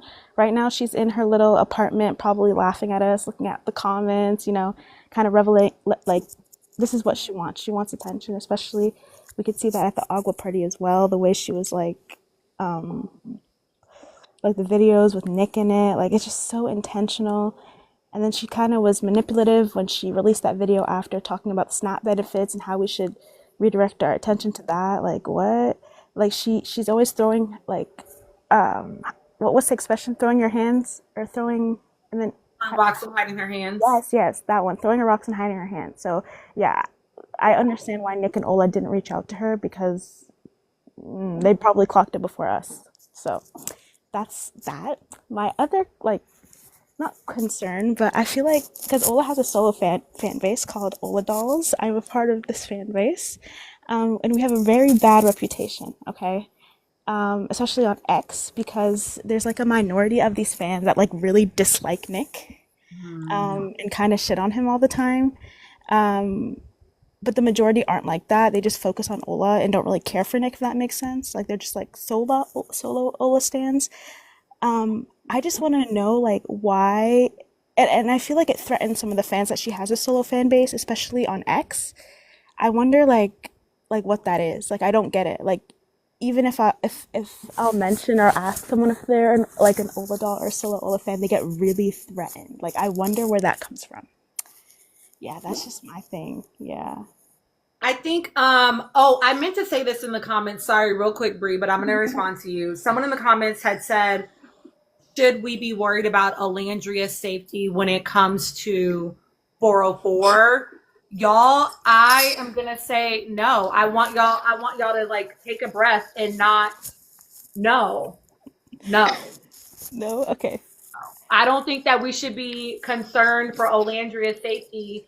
Number one, she'd even have to get to Olandria, right? She is unwell for herself, but I have not seen her be a threat to anyone else yet. And so I'm not going to make a jump like that. And to me, that is actually, again, that goes back to that whole like, people are not diagnosing, but like they want to. They want to make an assessment about her based on what they're seeing. That is, y'all are going a little bit far with that, in my opinion, right? You're stretching it a little bit too much, right? And I think that's I don't know if I think that's rooted in like, I think that's rooted maybe in like people wanting to go to the extreme when it comes to like mental health. And again, you got to be careful of dancing on that little ableist line. As far as like whether or not how people feel about Ola dolls, I've not seen it. I will say that like, I think with anybody, whether it's Ola dolls or anybody else, people get very protective of their faves. It doesn't matter if you personally are not saying anything. If they perceive the crew as being harmful to their faves, they're going to act that way. And I think like to your point, right? There are some people that are hateful to Nick. It would be one thing if they could just like their fave. They're doing exactly what the other fan base is doing, right? They are choosing to hate this man in defense of their fave or whatever, right? And so they're choosing to hate y'all as a fan, or to hate Elodas as a fan base in defense of their faves. And it just, basically what it boils down to is everybody needs to touch grass, right? Like these people, y'all don't need to be disliking each other and going at it on the internet behind some people y'all don't fucking know. You know what I mean? So, Sorry, Tina, can I just say this? yes. Someone in the comments earlier, because when you mentioned the whole like Nick and his little scandal on TikTok that he posted when he was 17, I commented like, "Oh yes, let's wake it up," because I like when we talk about it, so we can shut it down and like have that discourse and have that conversation. And the person like added me and was like, "Oh, you hate Nick, but you love Ola." Like that, like it's just it's so weird. Like if you want to correct someone or bring up conversation about Nick, people think you automatically hate him or hate Ola. Like it's just odd to me. I don't understand it. Like if you support people, wouldn't you want to like, I don't know, correct them when they're wrong and kind of have that conversation? Like what do you think about that? I mean, it's kind of the conversation we had on Sunday that I had with all of y'all, right? Is like, again, love looks like correction too, right? And I get it. People are like, well, we're tired of having the conversation. That's valid. Okay. That's valid that people are tired of having the conversation. My thing is, having an observation about someone or having a critique about someone does not automatically mean that you hate that person. And to suggest that, and to again go to this like black and white thinking, this extreme, is a lot without actually having evidence. And I tell y'all all the time, I don't actually dabble in conjecture. I don't dabble in like I don't like suppose. I look at things and then I make assessments or judgments based on what I can see and what I can hear. But so simply someone asking a question does not lead me to the immediate next step being, oh, you must hate that person, right? Yeah. Now, if you ask that question, and to Tashina's point, it has to do with intent. I'm looking at tone. I'm looking, because like I will sometimes in the comments, I'll be like, are you asking that question in good faith, right? So like I think there is a way to like ask that, but to just make the presumption someone hates somebody that's a big old leap. Yeah, like Sola said, I'm an Ola Don. I respect the relationship. Like I respect the relationship. I respect Nick. But yeah, like if Ola were to do something, same thing, I'd want us to correct it just as much as Nick. Like it's not because, I hate Nick or another person wants to correct Nick. like listening Yeah, to hate them. So yeah, it's just exactly. that. Okay, thank you so much, Tina. You're so I just welcome. want to say too, you almost clocked me a couple of days ago. I said something in the comments and I had really good intention. I got so scared. I thought you were gonna block Oh me. It was my first time, but yeah, that's all I want to say. no! It Wait, was I fun. remember Did that. you I remember remember that? that again. No, it was great. It was great. I loved it. Thank you. You're welcome, Bree. Thank you so Bye. much. Okay, Lula and then Kay is next. Hey Tina, I love listening to you. You just have the perfect takes all the time. Um, I was actually debating whether I wanted to come up or not because I said, do I want to give this my energy? Like, do I want to discuss this right before I go to bed?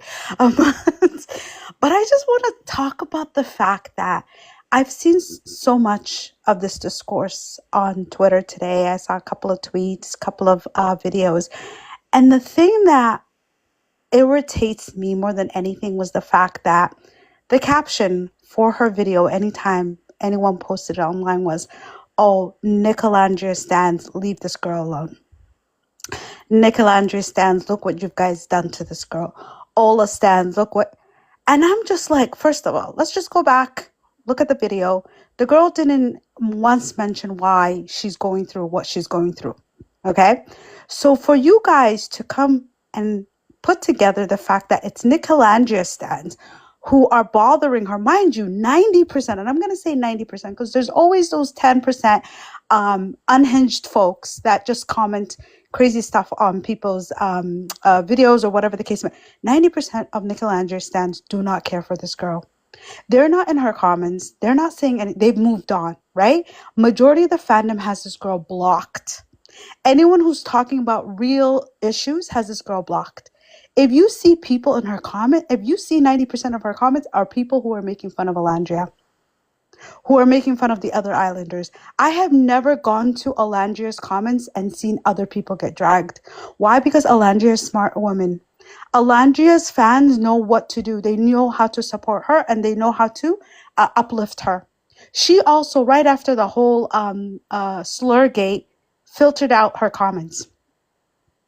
She had a whole live where not a single bad comment was mentioned, to the point where Nick had to ask for a sub. But she was smart. She already filtered all that stuff out. No one had to teach her.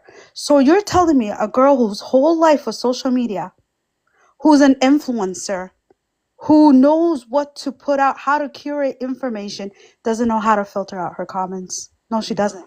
Because she wants you to see what she sees. The fact that you can go through her comments and see what she likes means that she's already gone through her comments and seen everything that was posted. I'm sorry, but this girl needs help. Where are her family? Where's her family? Where, she constantly talks about the fact that she no longer has friends. That's also a tactic, guys. Her friends are still celebrating her birthday. She still goes out with them. But she wants you to believe she's alone. After the end of that video, what does she do? Why did she need to include the fact that she went out on a solo date? She's talked about the solo date at least 3-4 videos that I've seen so far. It's so calculating, guys. Everything that she does is manipulative. And the reason why there's nobody out here putting their names, like all these islanders that don't necessarily hate her or dislike her, or aren't out here with her because they've seen it. People have seen her tactics. I've watched people watch the season back, and her voice, I'm sorry, it's gyrating. It's like, it is the most manipulative thing. It's like a learned behavior. I don't think it's natural. She comes off as unnatural when she's talking to people. She's built up. I watched her birthday video where she had almost 20 years of footage in a video. And you're telling me this girl is not thinking about making her eyes red right before she records this video? And I understand mental health is a serious thing, guys. All of that. But notice how she didn't put it up on her Snapchat, but she put it up on her TikTok. Why is that? Because you won't see the comments on her Snapchat, but you'll see the comments on her TikTok. You'll see the pity all around. After the Halloween act, and she came out and talked about, oh, let's talk about Snap. Why is it all the benefits? What did she do after that post, guys? Nothing. She didn't direct her content to making herself look good. She's now directing her comment to make herself look like the victim again. She's not going to succeed. No brand wants to work with her. No one is seeing any growth from her. And that's her problem. You can't expect people to move on when you haven't moved on. And at what point is she going to wake up? Right? And everybody's like, I'm so scared for him. So, no, guys, that's exactly what she wants you to think. If she was a danger to herself, she wouldn't be posting these videos. There'd be people coming to her, taking her phone away or locking her account down. This is the same girl who cleared out. Oh, yeah, I'm sorry. Didn't she not make it to season 6 because of her failing her psych test? I don't think it's that she failed her psych test. I think she said that she was like a bit manic after her breakup or something, right? I feel like that's what she said. And I'm sorry, that's the biggest biggest red flag right there. Like, how are we not waking up to the fact that the girl is, I don't want to say not normal, but there's something wrong that she needs to go and fix. She needs to see a therapist. Get off the internet. If social media is doing this to you, please get a real job. Her being responsible, being a CEO, being responsible for all these influencers. I'm sorry, if I was them, I'd be taking my money elsewhere at this point. How am I to be trusted? Anyways, I don't want to babble on, but that was, I don't want people to think Olandria has been consistently, I'm sorry, since the day she stepped foot in that villa, has been harassed, has been abused, and no one ever says, why don't we think about Olandria's mental health? Why don't we think about Shelly's mental health? Why don't we, even Huda right now, as what she went through, I mean, I'm not excusing her behavior, but it's like, you guys want to talk about a girl who constantly posts, and because she posted one video where she's telling you she's not okay, all of a sudden it's Olandria's fault. How is Olandria to blame for every single thing that every Islander fans do? Like, how is she supposed to be like, oh, you guys need to be nice to Sierra, to Shelly, to Huda, to this? Why? How about you need to leave Olandria alone? Agreed. Thank you so much for your thoughts. Lena, apparently people were in the comments and have made takes saying that Alandria, and people were in my comments on here, Alandria and Nick need to address it because if something happens to her, that will be bad, right? People were in the comments of her video saying that they need to say something. They need to speak out to save her from herself and the consequences of her actions. And I'm not talking about her redacting herself because I don't actually think she's a threat of redacting herself. Again, I think this has to do with people's fundamental misunderstanding around mental health. People live with anxiety. People live with depression. People live with bipolar disorder. People live with, I won't say that one, but people live with all sorts of mental health disorders every single day and do not have a desire to redact themselves. So the girl saying that she had a hard day and her anxiety was acting up does not mean that the girl wants to redact herself. Y'all got to stop doing extremes and y'all got to stop letting yourself infantilize people that have mental health issues. It's giving ableist, and I want us to get out of that. I want us to get out of that thinking, right? But there were people that were saying that in her comments. Okay, Kay, go ahead and share. You wanted to be next.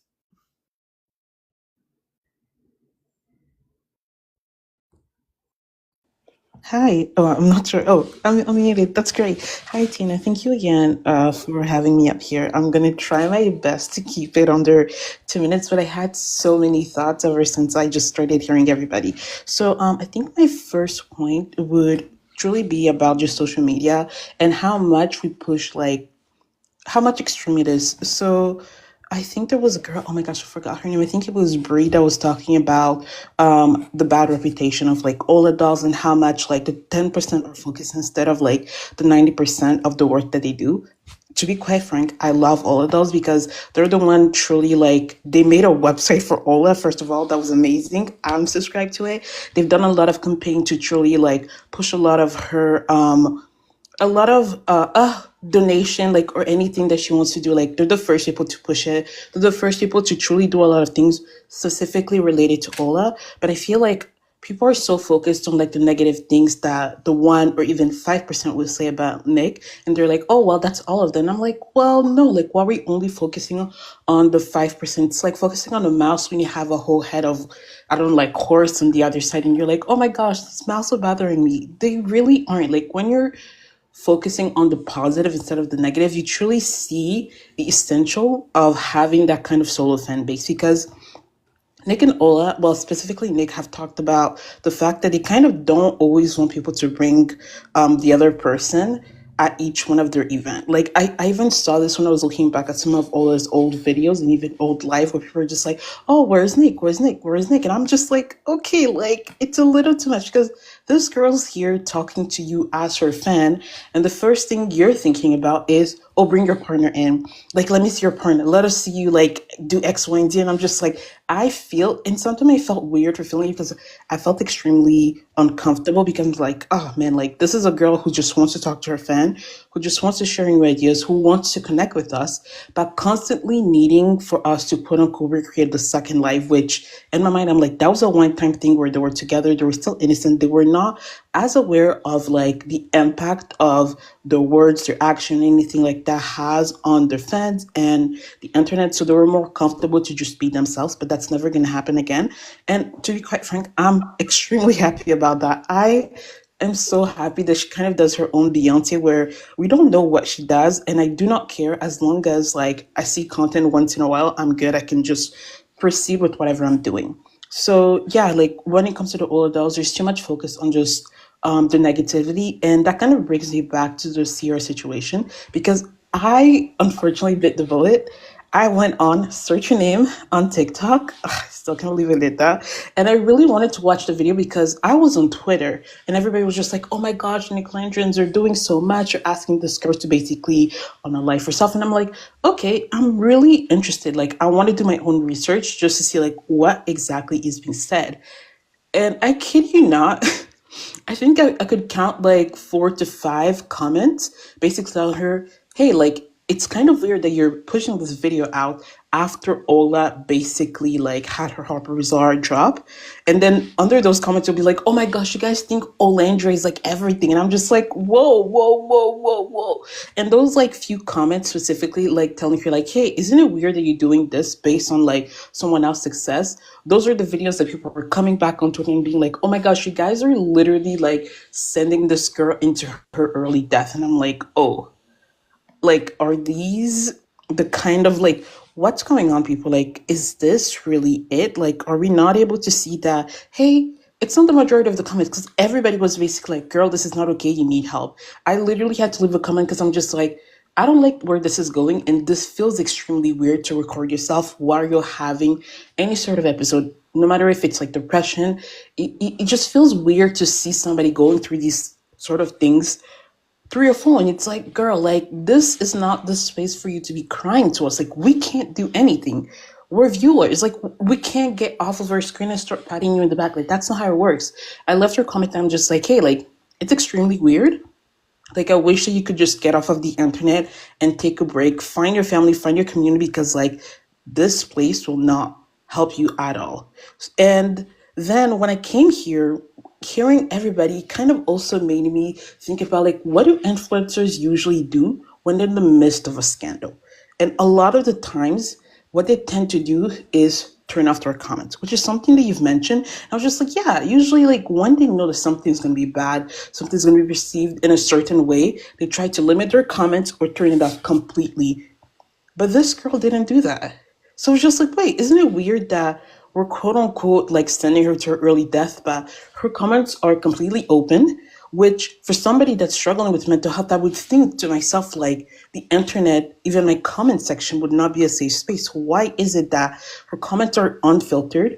They're very much open, and she's liking a lot of suggested comments that are pointing back to Olandria. So that really just made me think, oh my gosh, like what's going on here? Am I being dumb for thinking, hey, like it's a bit weird that you hear, like maybe just seek help, like turn off your phone, like get help as you've mentioned already. So yeah, like I just wanted your thought on this. Like what should we do, especially when it comes to this type of situation and we see maybe an influencer, anybody like kind of struggling with their mental health on our phone? Yeah. I mean, I don't think that you should be doing anything as the larger public other than like not contributing to the harm, right?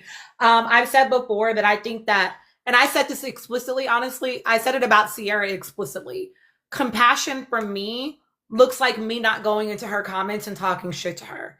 Compassion from me looks like not exacerbating whatever might be going on for her. Compassion from me looks like I don't just be on the interwebs creating like hate trains against the girl, right? I think that there's a way to like have a healthy level of like dialogue about what you're witnessing while also choosing to just not engage. I think that for the internet to engage with her in any way by like going into her comments, and I did say like if y'all actually give a fuck about her since you want to be over there watching it, tell her to like not be on the internet.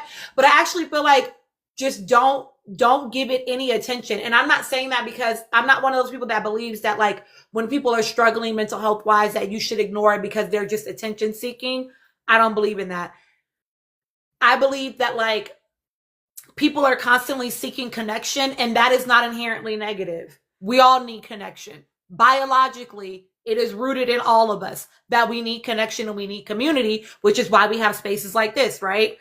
So I don't think that that is inherently negative. What I'm saying is for her to attempt to gain that and for the public to think that they can provide that on the internet creates an unhealthy level of attachment to people that she does not know rather than encouraging her to seek out real people in the real world. We're not talking about because again, we're not talking about like a mutual, right? There are people that are mutuals with me that might come into my DMs or whatever, and we can kind of go back and forth, or I might slide in their DMs if I see them struggling and offer some support. That is different than just people watching you on the internet and being in your comment section.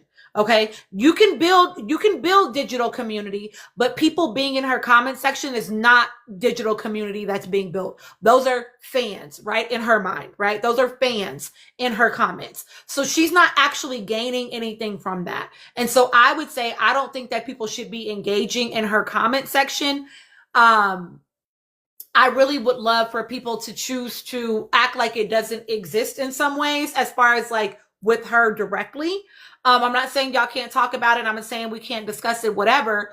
But like engaging with her directly, I think that that feeds something in her that is not helpful right now. I think that, you know, when y'all see creators that you maybe are, you really love or that you really enjoy their content and you see them struggling, you know, assessing what is that about, right? Is this a one-off where like I actually am concerned? But I also want us to like really frame correctly what Sierra had going on. Sierra was not on the internet having a moment. That's not what we saw, y'all. Sierra was not on the internet having a mental health moment. Sierra was on the internet telling us about having had a mental health moment, but that she was feeling better now. We were not in the timeline of, y'all, I'm really struggling. I just need support. That's not what was happening. We were hearing about a past experience that day, but she was telling us about this thing that had happened that day, not where she was right then. Okay. So we were not witnessing a moment from her. So I think that, you know, her choosing to come on the internet and share it. And I think this for probably any creator, if they're talking to you about a moment that happened, you can send them well wishes, absolutely, but you also need to be discerning about the intention behind it. Be discerning about the intention. Does that answer your question? Okay, you're welcome. Okay, Ari, I'm gonna have you share your thoughts, and then Melly, I'm gonna come to you. Hey, Tina. Hi. Okay, so before I get started, I am going to talk about 404, but I did want to mention something because I just went back to look because noticed this yesterday. So her comment section before she dropped that video, she popped up on my For You page. That happens like rarely. I don't engage usually, but there was a really, really bad comment that she kept up her post. It was like towards Olandria. But somebody else on the page made this I just checked. It's now deleted, but she did keep all that hate up. And somebody said, this might be a shocker, but you guys can like Sierra without slandering Olandria. Hope this helps. And that, to me, is just a weird comment to delete, especially if you kept the ones that were comparing you to Olandria. That was odd. But that's not what that's not what I was really talking about. My biggest thing is, so I was on Twitter today, and most of the people who were in support of Sierra kept making the same statement, like, you guys are gonna make her harm herself. Like, oh my gosh, the Nicolandria fan base is so terrible. And I'm starting to think like they just make this up because they know that like the haters are just gonna automatically like those comments. But what I feel like is that most of these people need to look within themselves. Like, y'all have been enabling this girl's behavior, and now you're like, oh, y'all are gonna make her harm herself. You made her think that all of this stuff that she did was okay. Like, they literally defended every single thing. And I've been thinking, to be quite honest, for a few months now, that there was something mentally going on with her. But everybody was like, oh my gosh, like she could show up at a party, but yeah, she could show up at a party, but why go to a Nicolandria centered event? Why do you keep making posts about these people? And then when you were there, you made a shady like Snapchat post. It's like everybody is just enabling her behavior, and now you're in the comment section like, gosh, like I'm so sorry that this is happening, but you clearly aren't real fans of hers because you would have been told her, hey, maybe you should calm down a little bit. So I do think that her video is calculated, but I do think that she's genuinely struggling right now because she's finally coming to terms with the fact that everything that she's done is not helping her situation. I agree. I agree. India said she is now doing what Amaya did to Brian so that he could receive hate. Listen, y'all. Oh my God. I'm about to defend a man in 4K. Oh my God. This is embarrassing. um, Listen, y'all. I was actually on an audio. I was on a sound, and he just happened to be like, he happened to have a video on that sound. So I clicked on his video because I'm fucking nosy. I don't care. I clicked on the video, y'all. When I tell you that this man's comments to this day are flooded with people simply being so cruel to him, so mean to him, unprovoked. It was that sound. Yes, I run, I run, I run. Yes, Sam. That sound was viral. And I was like, oh, this song is kind of, this, sound is a little bit of a bop. So I went and clicked on it so I could save it. And then I seen him. So I went and watched it. And then I just started scrolling his page. Brian, we're talking about Brian. The comments are awful, horrific, to the point I felt so bad for him that I was like, I'm gonna give this man a follow. Because I felt so bad for him. Because here's my thing when it comes to Brian. Amaya was also a dumbass in the scenario as well. We're not going to act like she was not problematic. We're not going to act like she was just out here being completely an angel, so perfect. Oh my God, I can't believe he did her like that. It was obvious from rip. She chose to not see it because she very desperately wanted to be picked. She was absolutely playing a character. She played y'all motherfuckers that voted for her to win. And y'all are lucky that motherfucker chose to split the money when he got the envelope. I just feel like it is unfair for people to be doing him how they're doing him when he literally did not do anything. He was not pretending any more than she was pretending. Y'all gotta cut the shit. And I truly hope that Beyond the Villa in some way gives him a little bit of redemption. And I said to y'all, my prediction is that Amaya is going to be the person on Beyond the Villa this second season. She's going to be the person that has people move the most away from what they believe to be true about her. I think she's going to reveal herself the most, that she's going to be the shocker to the audience. And I'm not even saying that I think she's going to be like egregious, but they're just going to realize that she's not who they thought she was, because she's not going to be in the same environment under the same pressure cooker with all these people to deflect from her behavior. And so she's going to be seen. She's going to be seen. Well, that was obvious. Even if you wasn't no body language expert, you could have seen the girl was faking at the damn reunion. All that kiki and ha-ha that her and fucking Honda Civic was doing, they was both faking at the reunion.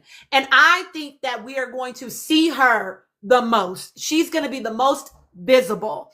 And I hope that it acts as a redemption for him, for him, because he does not deserve the level of hatred that he is getting, because she decided she was going to make herself the victim in that situation. I'm not fucking with that. I'm not fucking with that. I told him I loved him and blah, blah, blah. I'm not fucking with none of that. I don't care. I don't care. And here's the thing. Here's why I won't even compare, because somebody said like Aaron and Kayla.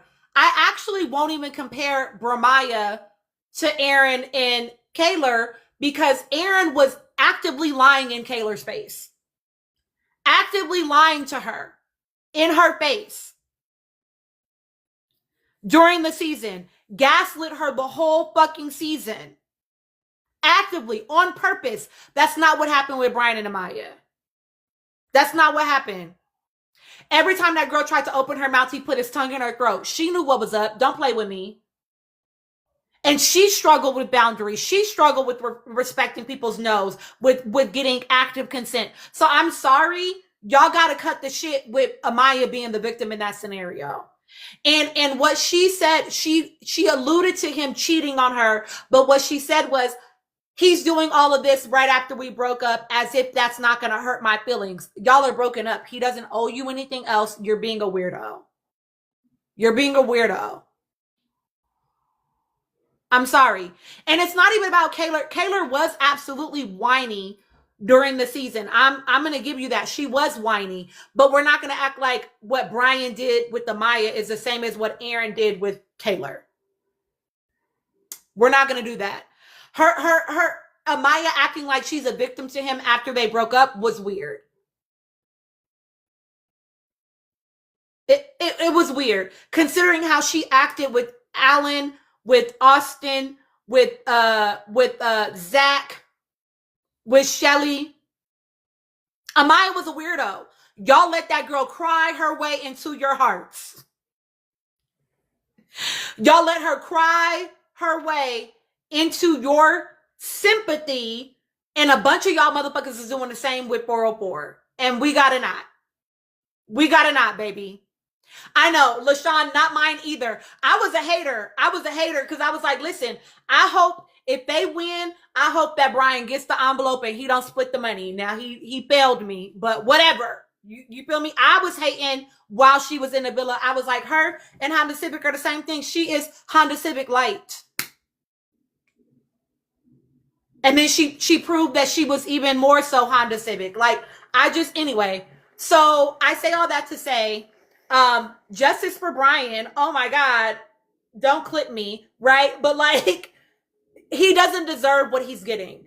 And I always say this, even the ones I don't fucking like, the ones that I don't support, whatever, going to people's pages and unnecessarily sending them hate on their page, telling them to redact themselves, harassing them on their pages, that shit is weird. That shit is weird. Stop doing that to people. You don't fucking know these people, which is why, oh my God, I'm ranting. I'm never going to get on the fucking train around y'all being like, not someone clip Miss Tina. I'm never going to get on the train of people being like, oh my God, y'all are going to make 404 redact herself when she is not receiving the hate train in the same way that other people are. And Brian has been explicit since he left the fucking villa about his anxiety. And y'all motherfuckers are over there harassing the fuck out of him. And y'all are not on this internet defending that man. Y'all are not on here defending him, but y'all want to defend this girl that was with a man for 3 weeks and 2 20-second experiences. Cut the shit. I don't want to hear it. And the only reason why y'all are defending her, a lot of people, is because you want to hate on Alandria. Cut the shit. I don't want to hear it, bro. I don't want to fucking hear it. Y'all don't actually take mental health seriously. Get the fuck out my face playing. Don't play in my fucking face. I don't like that. So I hope that that's what Beyond the Villa gives to Brian. It's false it's false outrage. Like you don't actually give a fuck. You just hate Alandria. And you don't want to say you hate Alandria. But that's how you really feel. And because you can inadvertently try to make this Alandria's fault, you on their ass about, oh, everybody needs to protect 404. But y'all are actively in that man's comments, harassing the fuck out of him when that man's just trying to run fucking marathons. Like, he's just trying to run marathons and tend to his mental health. He has like a deal with an agent, with like a mental health agency as well, like talking about it. And y'all are in his comments harassing him. Because y'all don't actually give a fuck about people. The same way motherfuckers stay in Meg Thee Stallion's comments.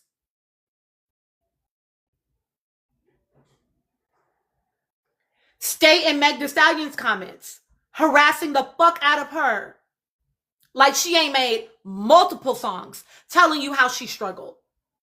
Y'all don't actually give a fuck about people. You don't. I mean, not y'all in my life. Y'all know I'm not talking about y'all. But like, and that's a fantastic point, period. They ignore Papaya fans and call Alandria's the bullies. Just say y'all hate black women and keep it pushing. It would just make everybody's life easier if y'all could just be honest with your own self so that we could all just move around. But this is why I don't fuck with that covert shit be fucking me up. I'd rather you be overt. I'd rather you just be direct.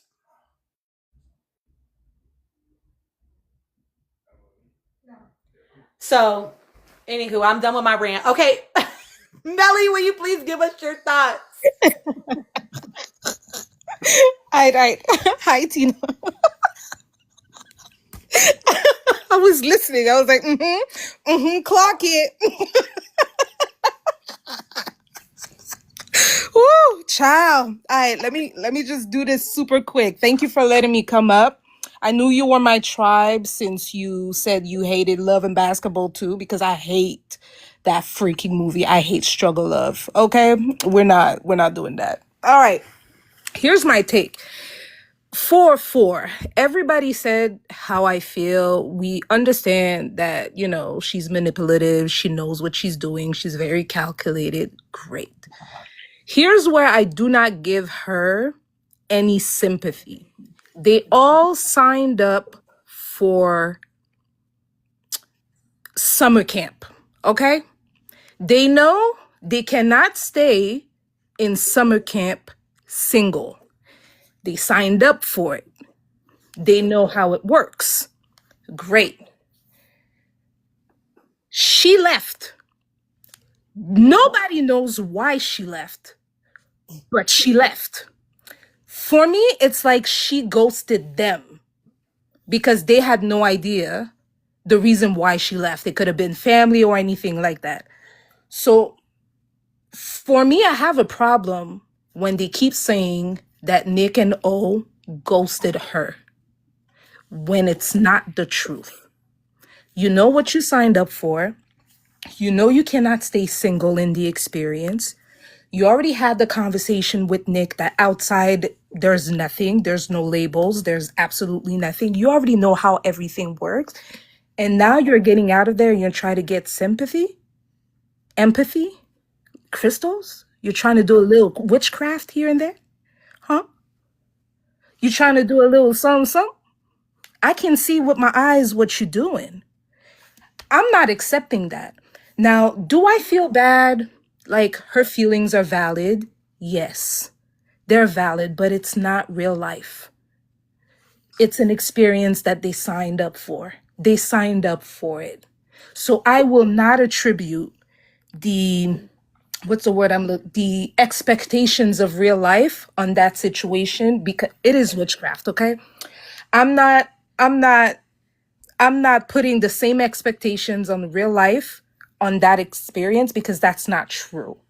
No one ghosted nobody. If there was one person that ghosted, it was Sierra, which is why I cannot have empathy or sympathy for her, and she got the villain and whatever. I'm not for it. I'm not accepting it. And one thing you said earlier, because at first I was one of those people that was scared for Nick and O. And you know what? When you said what you said earlier concerning that, I was like, you know what? You're right. Because she seems to forget that she signed up for it. And what really rang the alarm is when I remembered the Kiki show with Shelly and Alandria, and she actively got in contact with Shelly, but she didn't do so with Alandria. And if you understand that you're in an experience, why would that stop you for getting in contact with her? So I don't feel like she would erase herself, because she's very calculated. She knows what she's doing.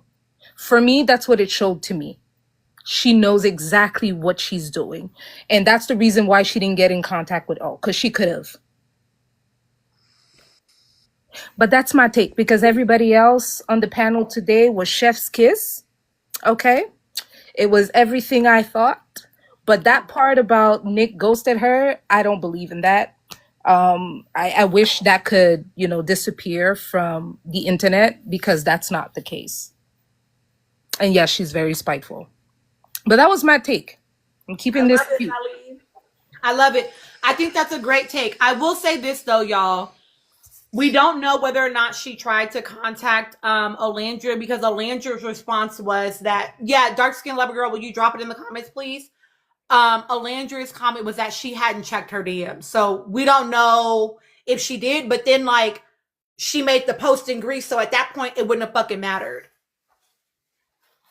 At that point, it was like, even if you had reached out and now I saw it, you've already made this post, girl. I'm good. I'm good. I don't want to talk no more. You know what I mean? Okay. Tell me what that means, reformed abusive. Tell me what that means. Do you mean like where the abuse has stopped? And then she blocked Nick's sister. So it's like she was making the bed that she's now lying in.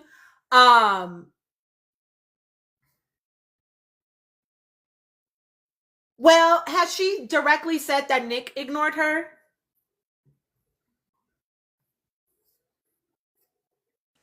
I think she alluded to the fact that he didn't try. Okay. Okay. Okay. So maybe she would have directly said it, but y'all, I don't know.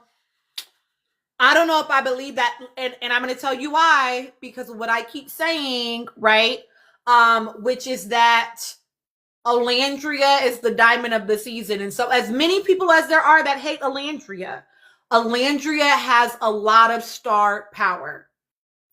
And to choose to publicly go against Alandria directly, not covertly, very overtly, to say, I reached out to Alandria and she didn't respond back to me.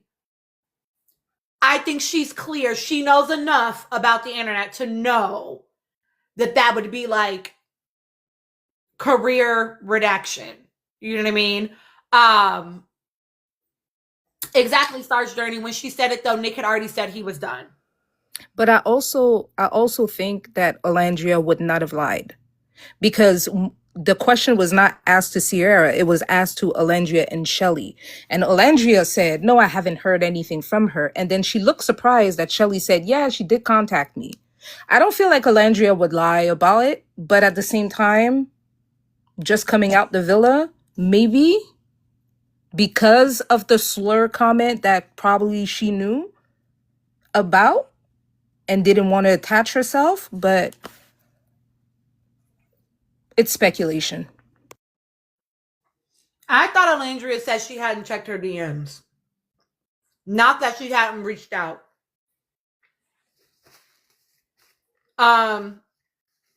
But yeah, I mean, either way, thank you, Melik, for coming up. Either way, it was a done deal. It wouldn't have mattered because once she made that grease post, there was nothing left to talk about, right? There was nothing left to talk about. So Dark Skin Lover Girl asked me a question that y'all can hang out and listen to if you want. If you do, please go ahead and tap me up to 150K, y'all.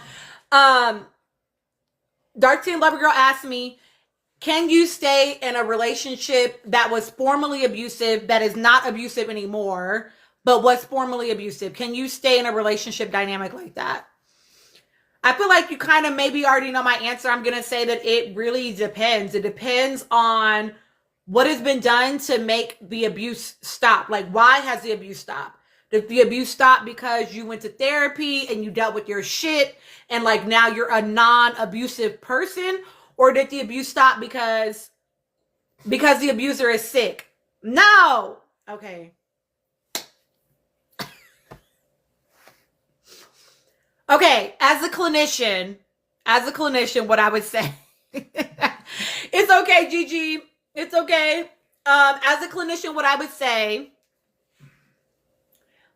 are you staying because they're sick and now you feel obligated to care for them? Because that's giving trauma bond. And if the abuse has only stopped as a condition of their sickness, then they are still an abuser. And I would be curious about why that trauma bond, like how do we get rid of the trauma bond? And then if you decide to stay, that's different, right? But if you're trauma bonded to this person, that's not a good enough reason to stay in the relationship. This person is not a non-abuser. No, I agree, Care Bear. This person is not a non-abuser simply because they no longer have the ability to abuse because they are sick. Because you're saying the abuse stopped because they are sick. That's not the same. That they're not a non-abuser. They just don't have the ability to abuse right now. And at that point, they need a caregiver, and it doesn't need to be you. Christina.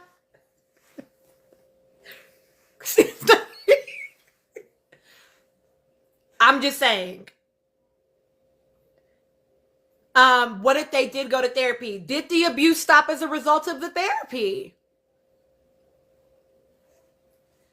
If the abuse only stopped because they got sick, and I would argue, y'all, even if so he went to therapy, I'm assuming it's a he. He went to therapy, stopped being an abuser, was no longer being abusive, and then got sick.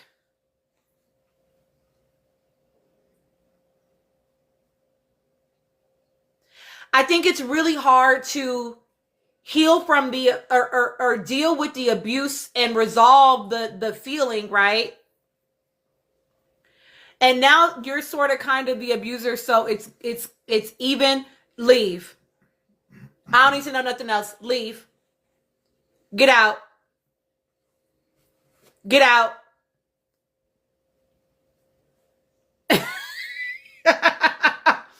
Get out. Because if it's even because now you're abusing, baby, you're not taking care of yourself. Because why is that now your response? Get out and heal. Leave. I don't care if you're doing it verbally, emotionally, financially. Yes, she should get the fuck.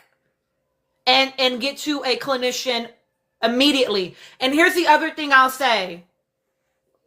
Now, you didn't say that this happened, but I'm going to give this disclaimer to all of y'all in here.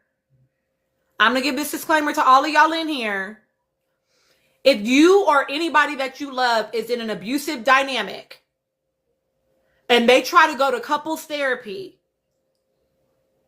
and their couples therapist works with them, they are not a good couples therapist. Fire them, because couples therapy is always contraindicated if abuse is present in the relationship dynamic. You should never be in a therapeutic space with your abuser. And therapists will tell you that couples therapy is contraindicated. So if he went to therapy and changed because he was in individual therapy, that's one thing. But if they were sitting in a room with the couples therapist, I have even more questions. And I have even more concerns. Because that should not be happening. There's no work. The same thing as She by Cherie said when she came up here, you cannot heal in the environment that is harmful to you. So yeah, and he never told the therapist he was abusive. Yeah, no.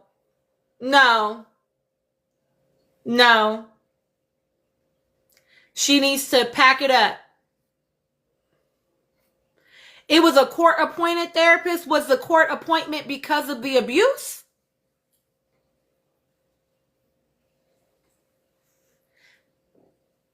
Because if the court appointment was as a result of the abuse, even if he didn't disclose, they would typically know that. And it was group. Oh, they probably already knew anyway. So he wasn't. No. Mama's gotta go.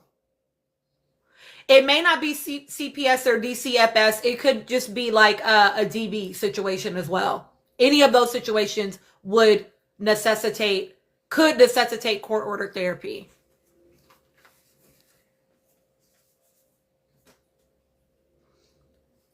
And that's one of the things about therapy. Dark Skin Lover Girl said it was a woman therapist and he would tell her that he didn't respect women. Yeah, that's one of the things about therapy. You have to listen to some crazy stuff sometimes. That's why I'm in private practice. Because you're not going to be in here making me feel uncomfortable. Because when you're at an agency, you just take whoever gets assigned to you. You just got to deal with whatever client you get. You know what I mean? But yeah, no, he didn't change. In group therapy, if it was group therapy that was court appointed, I can almost guarantee that they were using a curriculum and that they went for probably a maximum of 12 weeks. That's 3 months. Most groups are only going to run for 12 weeks, and then we sign off and we tell the court that you did what you were supposed to do so that you can have reduced whatever it is, right? Whatever the agreement, whatever the stipulations were. But 12 weeks, he did not change his behavior. Not yet. No. You don't go from 100 to 0 in 12 weeks. That's not how that works. Especially if you're still in the space telling your therapist, I don't respect women.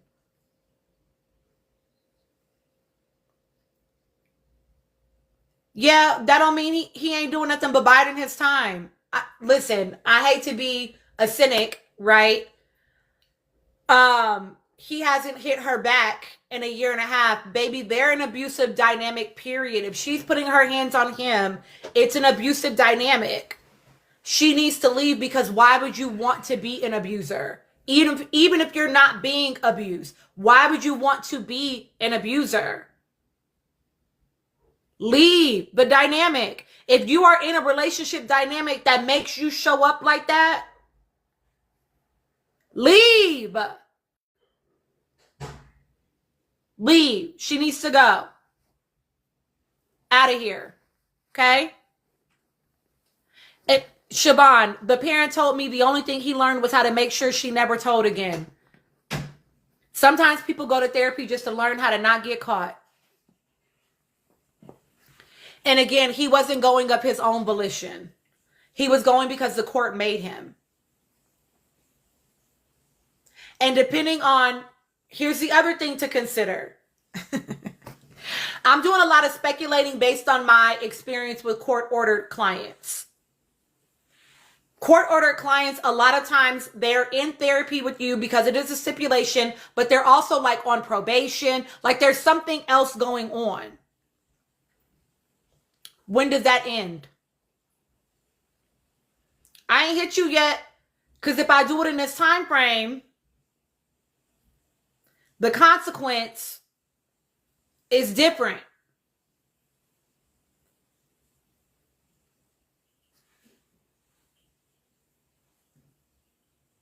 Exactly. He's still on probation, like I thought. So if he violates, you sitting down. You're sitting down. You're not doing no more classes. You're taking a seat. Right? So yeah, he hasn't. And what happens when that probation ends? She needs to be gone before that happens. Staying outside of walls can be a huge motivator. Does not mean the behavior has changed. Just means, if anything, proves even more that he has an ability to contain it and he chooses not to.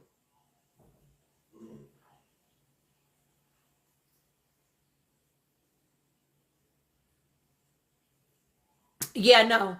She needs to go.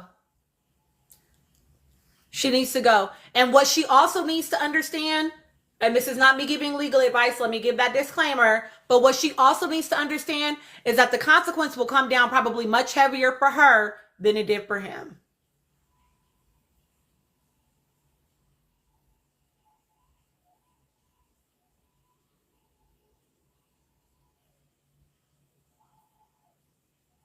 She needs to understand how this system works. And she needs to go ahead and get the fuck and take care of herself. If they share children, which can definitely be a reason why a person will stay. If they share children, she definitely needs to be going to therapy and stopping, because then that is a CPS case. Yeah, see, no, it's getting worse. Because if they're doing that in front of the kids, it doesn't matter if you're not putting, for those of y'all that don't know, even if you're not putting your hands on the child, if they are privy to, if they are watching DV, that is a CPS call.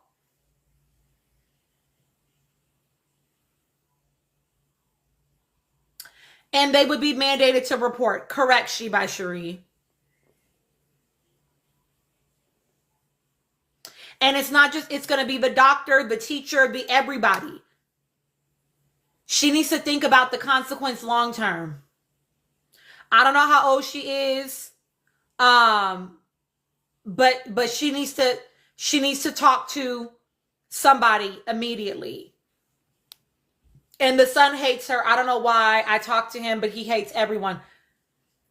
It is very hard to watch your parent be in a situation like that. It's very hard. It's very hard to respect somebody that stays in a situation like that. And if his dad sounds like he is, if his dad is a misogynist, if he's telling his woman therapist, somebody that has power over him, she's the person that's going to report to your probation, whether or not you fucking need to, whether or not you met the requirements, okay? So she has power over you. She has control over some of your outcomes, and you're telling her that you don't like women, you don't respect women. It's even worse for women that he perceives as not having power. So he's also, I'm sure, by default, raising his son to be that way via modeling, even if he's not saying anything directly. How can your son respect women when he's watching his father put heads into, like, how could he possibly? How could he possibly?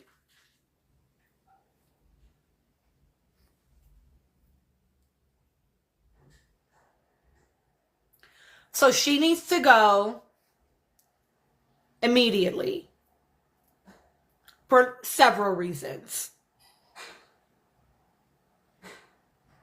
Okay? So no. My answer is absolutely, unequivocally, no, she cannot stay. Okay. Thank y'all so much for 156K likes tonight. I appreciate y'all. Dark Skin Lover Girl, you can DM me, boo. I appreciate y'all down. I typically would go live again on Friday. I don't know if I'm going to go live again on Friday, y'all, because to be perfectly honest, I want to go be a hoochie on Friday. So maybe I'll go live on Saturday instead. But I love y'all down. You want to go what on Friday? Be a hoochie. What's that mean? A hooray, hooray, hoochie mama. I got a game on Friday. You want to be a No, hood your rat. game Hoochie, hoochie, your game is hoochie, next hoochie, Friday. Oh no, you do have a game on Friday. Hoochie, hoochie, hoochie on Friday. Huh? Is that what you're gonna be? A hoochie, hoochie, hoochie, hoochie, hoochie. Not at your game, but afterward, yeah. Yeah, let's go out. Let's eat. Bye, boy. Okay, I love y'all. Bye, y'all. Have a good night.